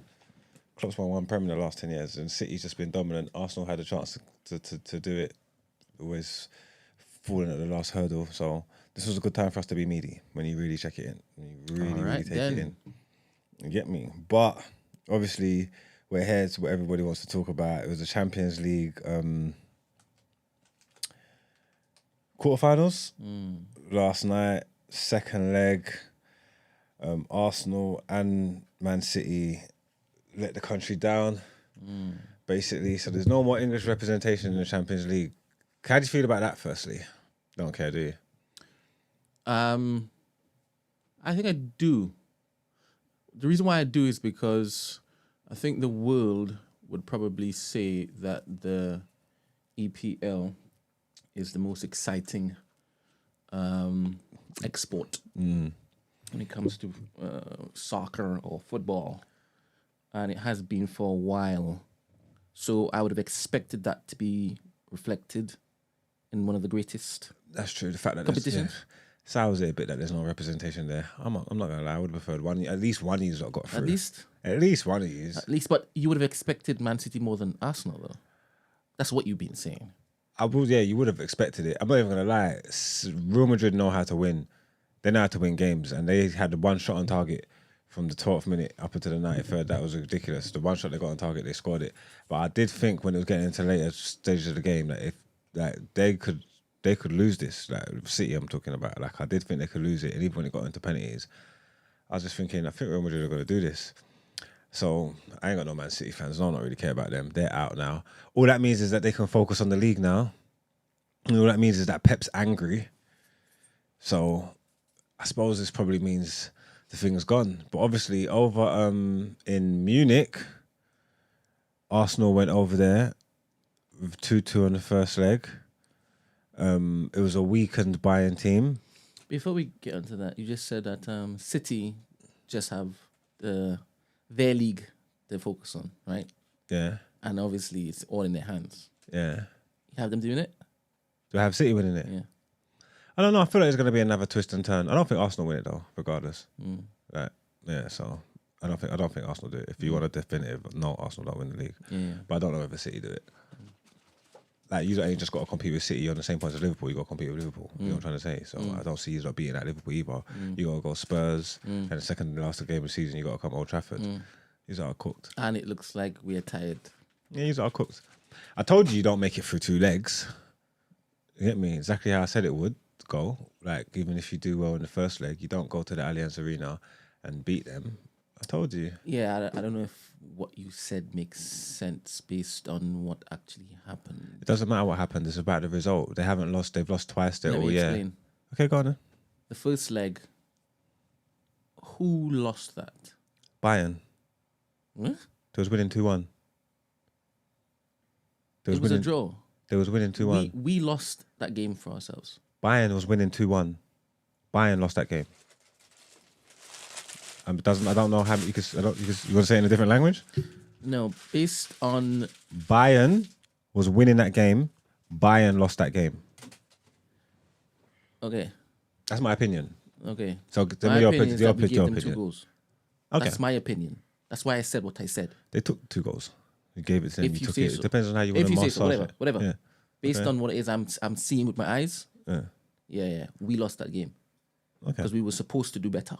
Because remember, you heard Arsenal fans even saying, "Yeah, we've got enough to go to was it Bayern and beat them because of what they saw there." Because everybody was saying we definitely give that. You've always had the potential because you're a good team. No. I'm not. But just looking off the back of No. I'm not doing what you always look to do. I'm specifically talking about watching the game and specifically talking. I'm not just brandishing just empty comments in this exchange. I don't want that. They weren't empty. Everything I said came to pass. Cool. So continue. No, go on then. You was talking. We should have done better in the first half, and we lost that game off the first half. The first game, you're saying? Yeah. Okay, cool. So then in the second game?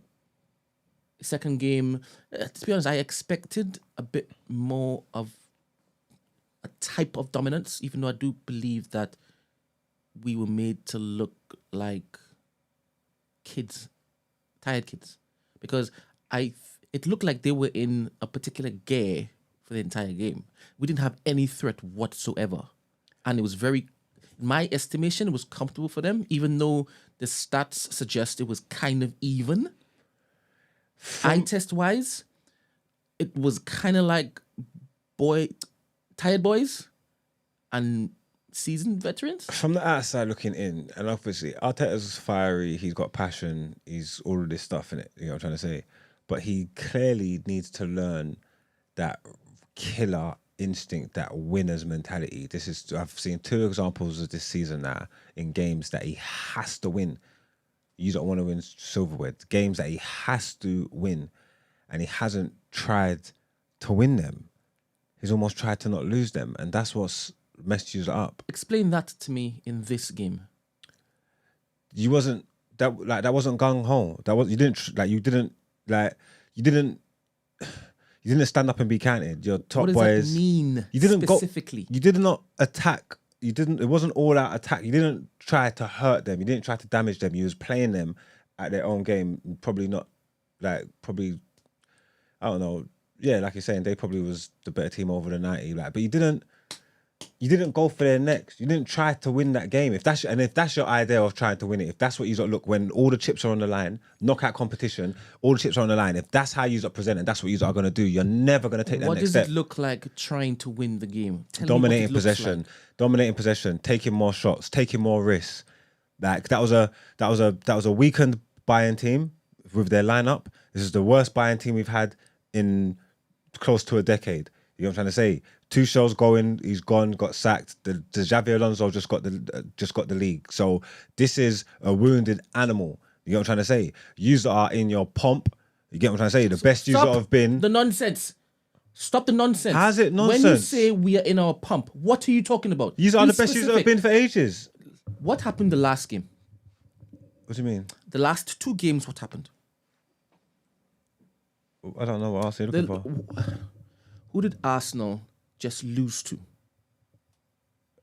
Villa? How did we play? Well, against Villa? Yes. First half, he was all right. Second half? First half, we were sublime. We just didn't have that cutting edge. Then it's not sublime, is it? You can't throw words around that don't make sense. First half, I he was have decent. I don't want to talk nonsense. I don't want us to have any nonsense discourse. Okay. The first half, we did everything but score, right? Yeah. It was an excellent half, minus the goals. Okay. Yes, I know you're saying you wouldn't call it excellent if there are no goals, right? Yeah. But I'm talking about the style of play. We had chances. Yeah, you did. We just didn't take them. Should have put them to bed. Precisely. Yeah. The second half, what happened? Villa grew into the game, took it over. No legs whatsoever. You blame this all on tiredness? 100%. And that's why I'm telling you, stop talking nonsense. It's not nonsense. This we're at in our pump. No, we've been tired for a couple games now. So you're out on And your feet that's with why- 7 games to go. That's why Arsenal Villa, Arteta wants to finish the game in the first half. That's why he wants to finish the game in the first half. So your season's over then, because these are tired now. This These is are the big finished challenge now. here, and that's what I want to come on to.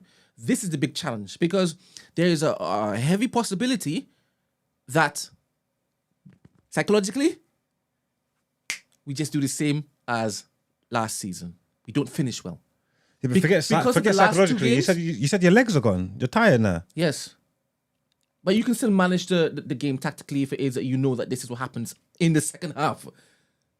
You can still manage the game tactically. So your idea is blitz every team in the first You half. have to basically make sure, if you know that you're going to be struggling, or measure it, pace it out a bit. If it is you're not going to be going blitz in the first half and delivering, and then you look to sit back, mid-block and whatnot, then, my friend, stretch that out. I mean, every team's tired, man. No. City have the entire squad to not be tired. The entire squad to not be tired. So when you say that we're at our pump, I disagree. We haven't been playing and getting results like we've seen for the last 11 games. After we came back from that little break, that's what pump looks like. Continue. Sorry, no, I was just reading comments. I was just trying to catch up, just trying to see what the Arsenal. But bear in mind, vibe is. I'm speaking for myself. I can't speak for every Arsenal fan. I'm speaking for myself. Arsenal are good, but you need to take the next level. I don't know, like everybody's tired. This is what separates the men from the boys. This is like everybody's tired. Everybody's playing like strong seasons. Like that's not an excuse for me. Like that's not an excuse for me. Whether you are like it's mentally weak. Then it's mentally weak rather than physically tired. It's mentally weak. You know what I'm trying to say? And the City game, forget Villa. You get me? Forget Villa because obviously like Emre's good and you just disrespected him and thought that was money in the bank. That same game, but forget that game. City, what it meant for playing for all the chips, and then Bayern, your first like one to have like your best chance in however long. This is the best season it's been in ages. Your best chance in however long to win a Champions League. These games To are win important. a Champions League, where is this expectation come from? From this yous time- lot. Wait a minute. You're talking to me. All this time, you've been saying we don't have what it takes. No, I know All you don't have this what it time, takes. That's got nothing to do with but what you now don't know. You're saying this is our best chance. It was. This is your best chance to win a league. I said still don't think you're going to do Champions it. League just now. League I'm and Champions focusing- League. This is the best. This is the best chance you've got to win anything. I want this to recent. be a dialogue. I don't want, because I'm going to always look to correct you on the things that you shouldn't be saying if you want discourse. Okay. If you want discourse, I beg you, let's stay on track. I actually want to have dialogue. Do you understand? And like I told you before, I want Man United to get back to where it is that they're supposed to, so we can actually have that particular dialogue again. Do you understand? And I don't agree that you can't have your say in this, but I don't want it to sound like the nonsense I see online. I don't want it to just be empty nonsense. Yeah, but we're here. We're running the show. I'm not just talking to you. So that's and the people online, the fan base.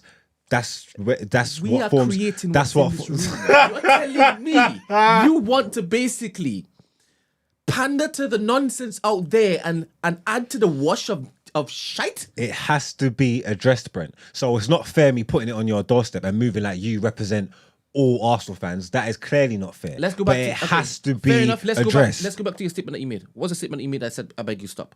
What was the statement? I can't remember. Oh, when I said this was your best chance to win a Best chance Champions to League. win a Champions League. I'm Alright, basically continue. I'm talking about the City game and the Bayern game. Yeah, from a quote unquote top team with top players and a top gaffer, and just within reaching distance. Them performances don't speak to winner, killer champion. How about City? City are the measure in which is you're judging Arsenal. What are you doing with City? But City get the job done. Okay, they shit the bed thing. There was penalties as well. They dominated that game. They should have won it. They shit the bed. They're only human, innit? But City get the job done. It's not about you saying they dominated the game, but they should have won. No. No, they lost it. But it was penalties, boys, right? The mentality is not there. It was no, that's not true. It wasn't in 90 minutes. It was penalties. In penalties, anything can happen. Once you go to penalties, that's why you need to control the game in normal time, so them things don't happen. In penalties, anybody can win penalties. What did you just say? That's why you need to control the game in normal time so it doesn't go to penalties, Yeah, right? and when I tell you, well, we should have done the business in the first half, knowing full well what it is that we have in front of us, tiredness. But it was what are you saying It then? was a half of two games. City's game weren't like that. They didn't dominate one half and anything, the other thing. They conceded a shot on target. They dominated the whole game, 60-something%, 30-something chances. I am talking about 17 City's corners. tactics. They're different than Arsenal's tactics. City have an entire squad they could basically go the long haul with. We All don't. of a sudden, your team's rubbish when it hits Who adversity. is saying I beg you, talk to me. Let me know when you're talking to me and when you're talking to the nonsense crew. Let me know when you're talking to me and when you're talking to the nonsense crew. Because I've never said my team is rubbish. I've been arguing sorry, caller, what's your name? And what are your thoughts? Yo, it's Ed. Ed, well gone, Ed. You guys good, yeah? Yeah, we're blessed. Yeah, best. What are you telling me? Nah. I wanted to give a break from you trying to cook in mugs. You know what I mean? I wanted a genuine question on you, Brent, because I asked in the thing. And the whole obviously you lot saying that you lot are tired now, innit? But I was saying there that you lot been getting tired near enough every season for like 10 years now. Like there's still something going on there behind the scenes, mentality wise, whatever you want to call it. Stop. Ed, stop. When you just said we've been getting tired every season for the last 10 years, are you saying that the last 8 years is literally parallel to the last 2 years of Arsenal? Why are you comparing? No, not in terms of competition. But so when you say we've been getting tired for the last 10 years, have we been in this particular position when we're challenging for the title for the last 10 years? No, I'm not saying so. I beg you. That's what I'm saying. What's with the force equivalency here, please?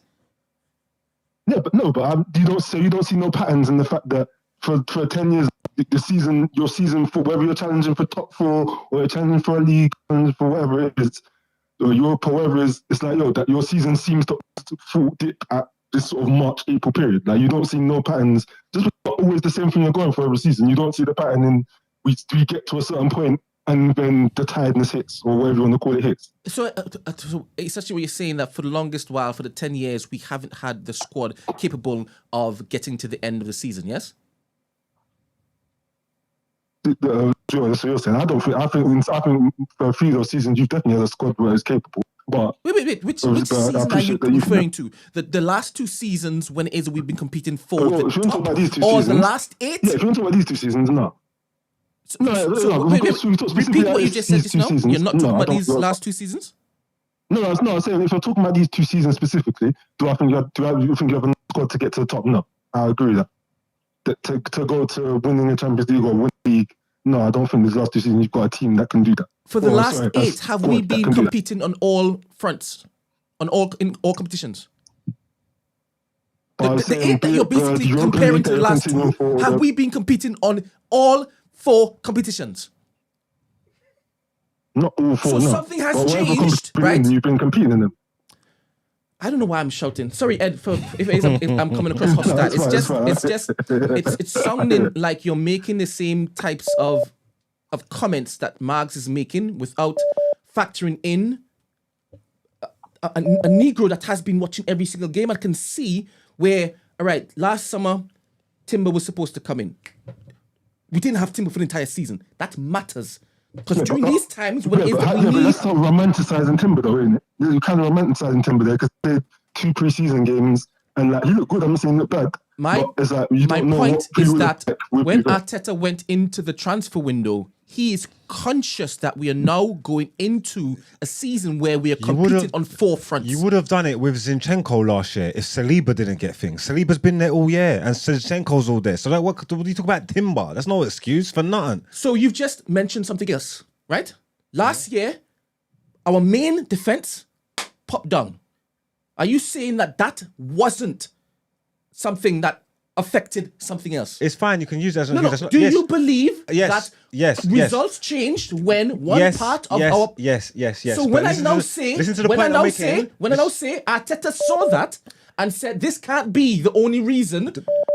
This can't be the only reason people say, hey, another thing has happened. So he's gone to get Timber. He's gotten Timber, right?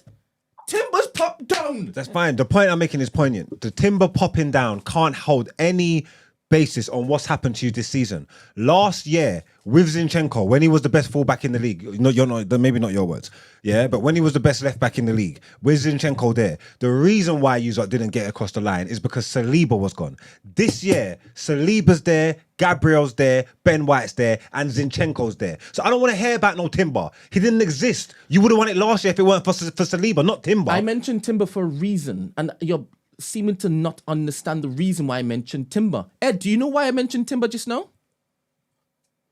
No, I'm guessing it's based on the system you were setting up in pre-season. So Arteta said, last season, this happened. I can't have it happen again.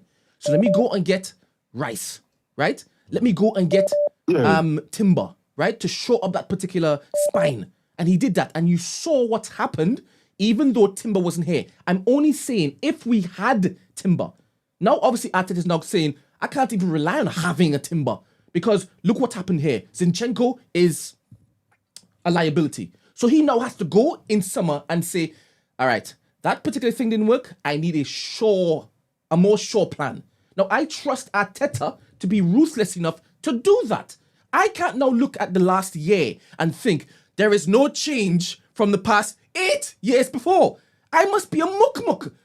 I must be a literal mukmuk. We've actually competed for the league twice. 2 seasons in a row. And now we've gone to the quarterfinals of the Champions League and played Bayern Munich, and we didn't get slapped like how we normally do. Doesn't matter about the caliber of Bayern Munich. Forever, they have been slapping us. It doesn't matter what team they put out. Do you understand? So 100% I'm watching this, I'm thinking, there has been change. There's been progress. Nobody could tell me, because I'm using my eyes, nobody could tell me that progress isn't something I can basically build on.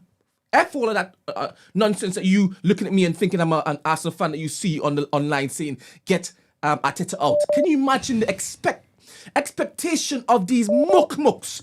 For the last 10 years, as he's mentioned just now, I'm supposed to compare both, right? For 10 years, you guys have been doing. Last 2, we've been challenging Man City. Man City, who won the quadruple the year before. Man City, we've been going toe-to-toe with Man City. Can you understand the jump in class? The jump in class. Brother, nobody's telling me that my eyes aren't working. Nobody. Sorry. No, I'm with you. You made a good point. Yeah, I respect the progression. I ain't going to take I ain't saying nothing bad about your lot's progression. You've come a long way in the last 5 years, whatever it's been since he's been there. I won't lie. All right then. Well, thanks for your input, Ed. Enoch's calling. Yeah. He wants to think he's been blowing the phone down. Enoch, phone back. Are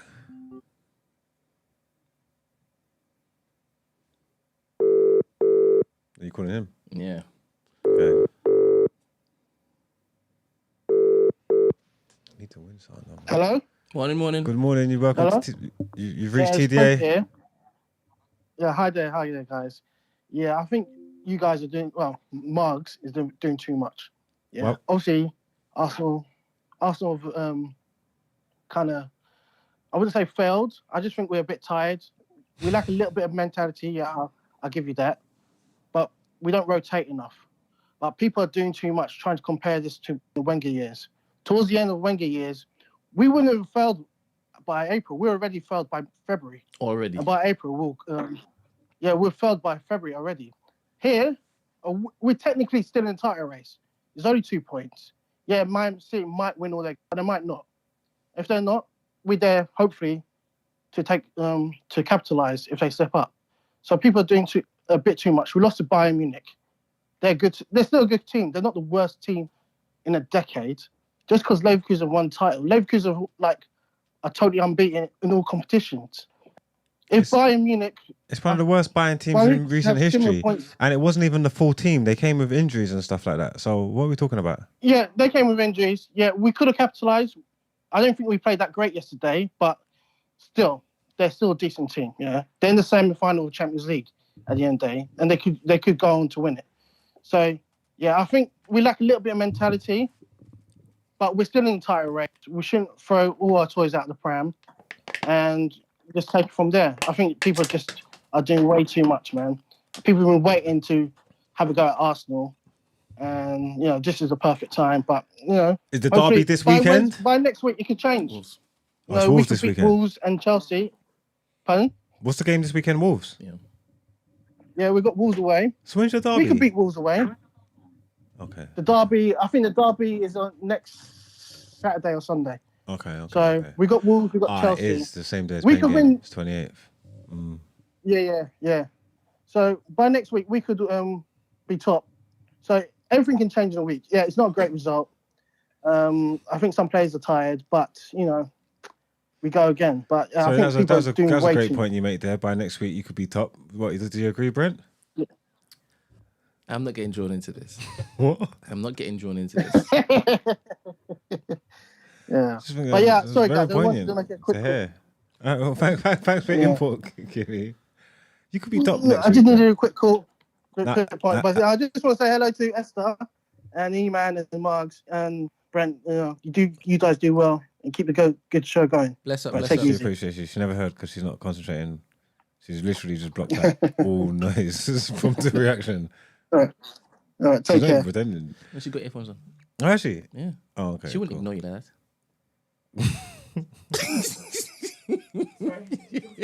Huh? What happened? Someone just said a very nice thing about you. They just what wanted did to say hi. Just wanted to say hi and just how you're so lovely and you carry the show and you're beautiful and just. Who was that? It wasn't Curtis. I know it wasn't. Is it Enoch? Yeah. I heard Enoch. I thought, oh, big up Enoch, man. Sorry, babes. I'm on TikTok. Thank you, there, babes. And you say nothing. Yeah, you could be top by next week, man. So all so is well. The season's not finished. No, the season's definitely finished. I think there's going to be another twist and turn. And even with everybody just assuming that City are going to go and do this, this is why this league's so exciting. It's like EastEnders. Yeah. It's a narrative league. Yeah. It's a, you know what I'm trying to say? Like that storylines and stuff matter in this league. And I don't know why, but I don't think it's just a foregone conclusion to the end of the season. Something's going to happen. Somewhere along the line, there's going to be another talking point, something contentious, something's going to happen. So it's not open and shut in my book. You get me? But again, obviously, we can just go on what we go by. And if you want to be sensible, and if you was a betting man, you'd put your money on the safe bet. So there's that. But stay woke. That's what I would say. Stay woke. You've got to be in and around it. I mean, going away to Molyneux could be a potential banana skin with the way that the few games have gone. 100%. And you just don't know, innit? And that's why I'm saying the tired legs, I don't want it to be that symptom where we now know if you don't finish in the first half, you're not going to have enough legs to basically get over the line in the second half. There'll be no threat at all. And obviously it exposes some of the things that I will hold my hand up and say has been enigmatic at Arsenal for a while. He ain't got no striker, no prolific striker. And that has been the case for a while. We spent the budget on Rice, and you can see how he's transformed the team. Nobody could tell me he hasn't transformed that team. But in bringing Rice in, we've had Partey out. Now that he's back, he's not even getting a game. Now, I'm thinking he's not ready. Do you understand? But my coach, my gaffer, he's going to see all of this. He's seeing all of this. And he's going to be iterating come summer. Something's got to give. In my mind, even when Rice was thinking, I was worried about the Rice Partey, Odegaard midfield. That's what everybody was worried about. We didn't see it because he's been popped down. Lovely. Now, question. What say ye to all the Arsenal fans that are saying, hey, we just need to remove Arteta and get a top manager in to basically get us over the line? What say you to that? Because bear in mind, for the last 2 years, we've done something we haven't done in the last 10. And you weren't even seeing the possibility of us even being here the previous 8. But now you're seeing it the last 2. What say you to the Arsenal fans who now say he can't take you over the line? Bear in mind, we're not even in a position where we're in or just right there to the transfer window to know full well, all right, if we know this is what's happening, we basically look to get this, right? So what say you to them? Should we remove Arteta and get a big boy? I think, obviously, Klopp's going. I think we need to... I think Arsenal should stick a pin on that and wait to see whether Pep signs an extension contract or not, how long he's going to be here.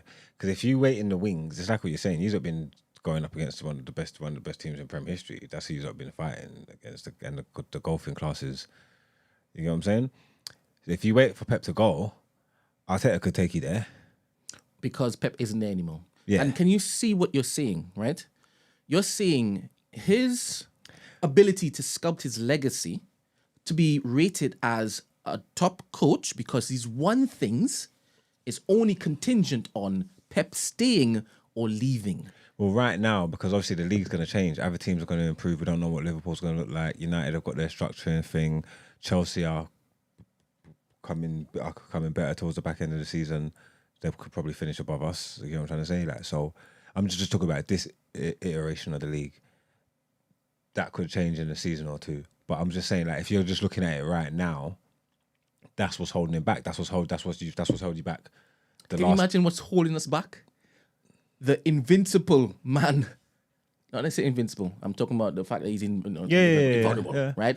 Let's be fair. That's what stopped you. That's what stopped you like these last 2 seasons, isn't it? Do you understand? So just imagine, how dare you look to tell me that Arteta hasn't brought fun back to Arsenal? But there's a window, man. There's a window. And stop there.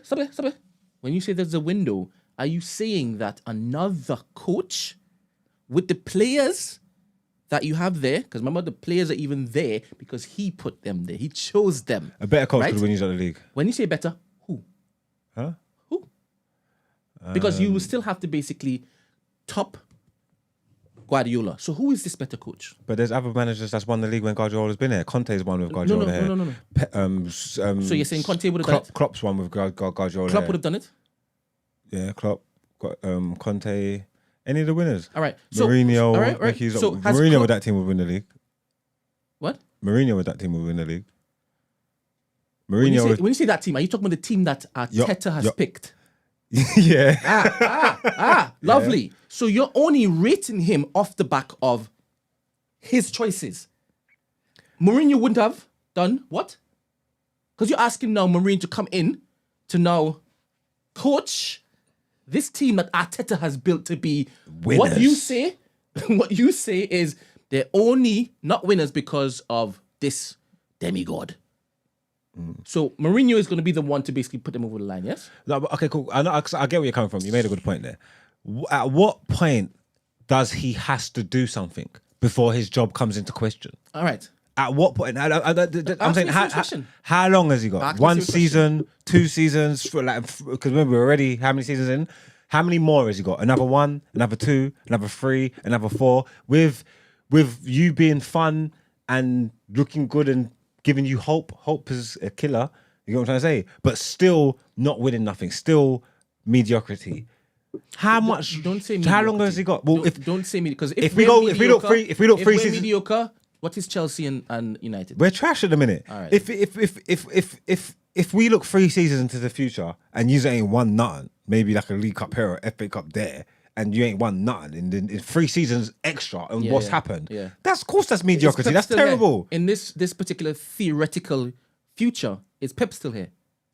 Regardless. No, regardless. Wait. Because other managers have won it with Pep. Okay, yes, he's here. Yes, he's here. I yes, he's can here. answer all variations of questions you put to me. Yes, he's here. But the same way I can answer all variations of questions you put to me, I'm going to push back on certain questions. Okay, cool. So yes, he's here. All right. So in Pep still being here, next 3 years, if he doesn't, and he's still Jonsson, would I say get rid of him? Yeah. No. And that's how I'm set. Okay. Because what I would see it as, I am Jonsson the same way Real Madrid and Barcelona being Jonsson. I'm the only way I would say get out of here is if it is summer comes. Wait. The only way I'll tend to get out of here is for summer comes, another summer comes, and the transfer that he basically makes doesn't address the stuff that we patently see we need in order to basically step up again.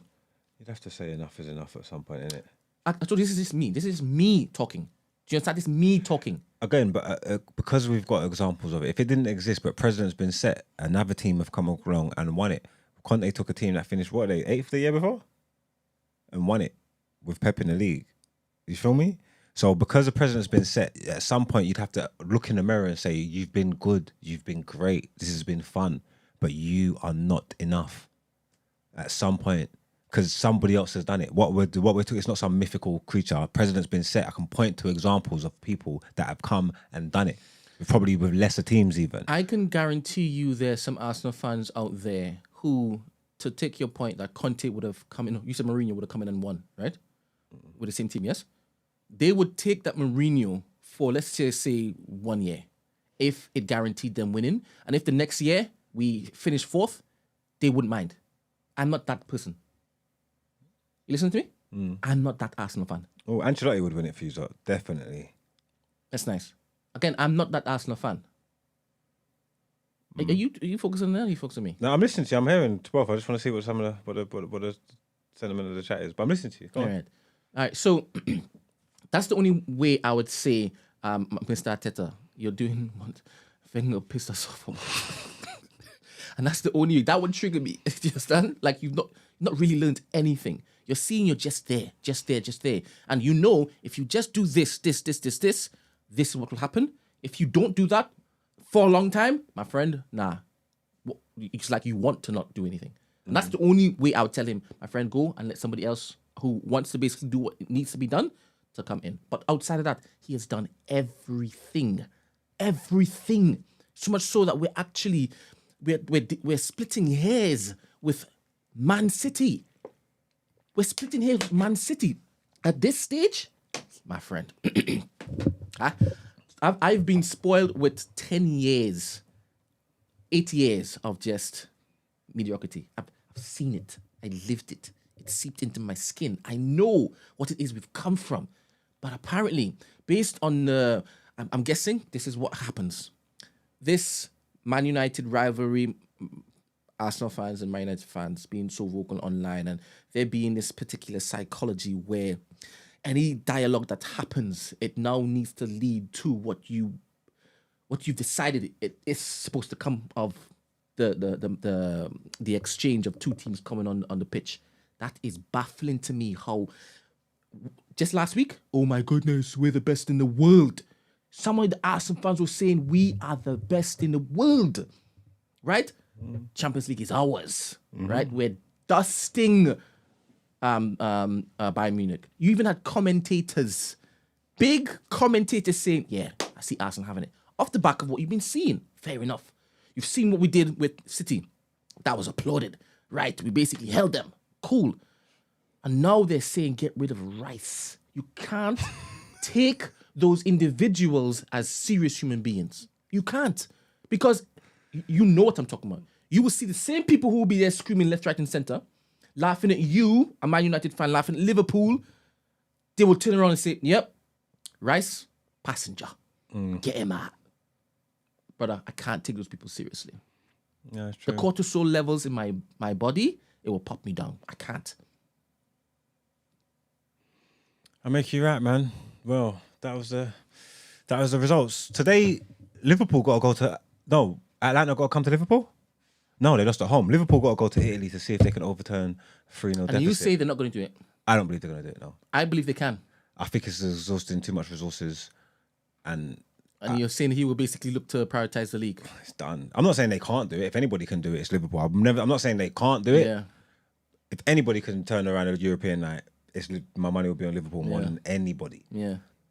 I'm just saying I don't know whether that's the mindset. But then again, maybe he's gonna give them a kick up the arse after the last result and say you better go out there and blitz them. So you never know. Could be fun. I don't know if I'm even gonna catch it. I've got to do non-behaviour, so I don't know what time kickoff is. But yeah, we'll see. We'll talk about it tomorrow, man, at the end of the week.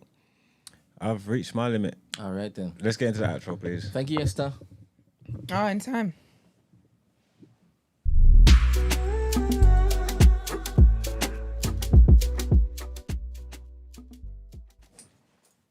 All right, people.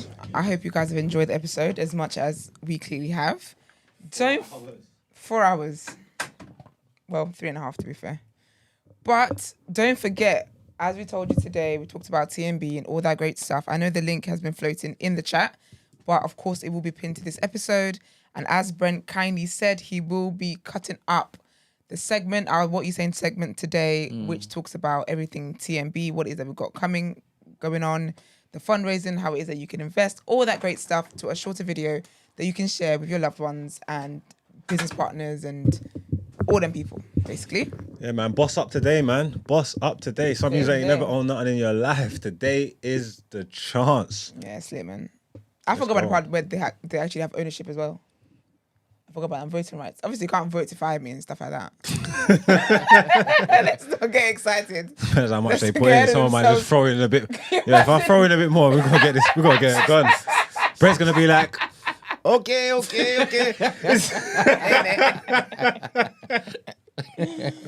Well, no, man. As we always say, we do appreciate our community very, very much. There is a rollout plan for the campaigns, for everything.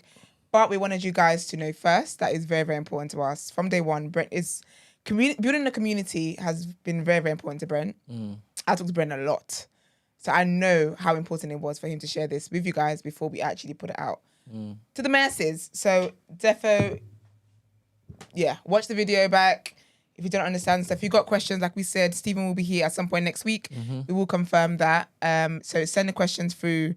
Let us know. Maybe we can start a new thing on Discord, actually. Yeah, I'm going to put it up on Discord and then have people set their questions in. If it is you want to email the questions, that's fine. If it is you want to DM TDA on Instagram the questions, you can. Yes, please. But bear in mind, we wanted to really let y'all have the first exclusive information because this is going to be, God willing, everywhere. Amen. All of the people that are involved in a particular campaign, they're all going to be part of the marketing machine. Absolutely. So we wanted y'all to have that first glimpse before everything else goes, God willing, crazy. So, and you also saw how sweet that plan looked. Yeah.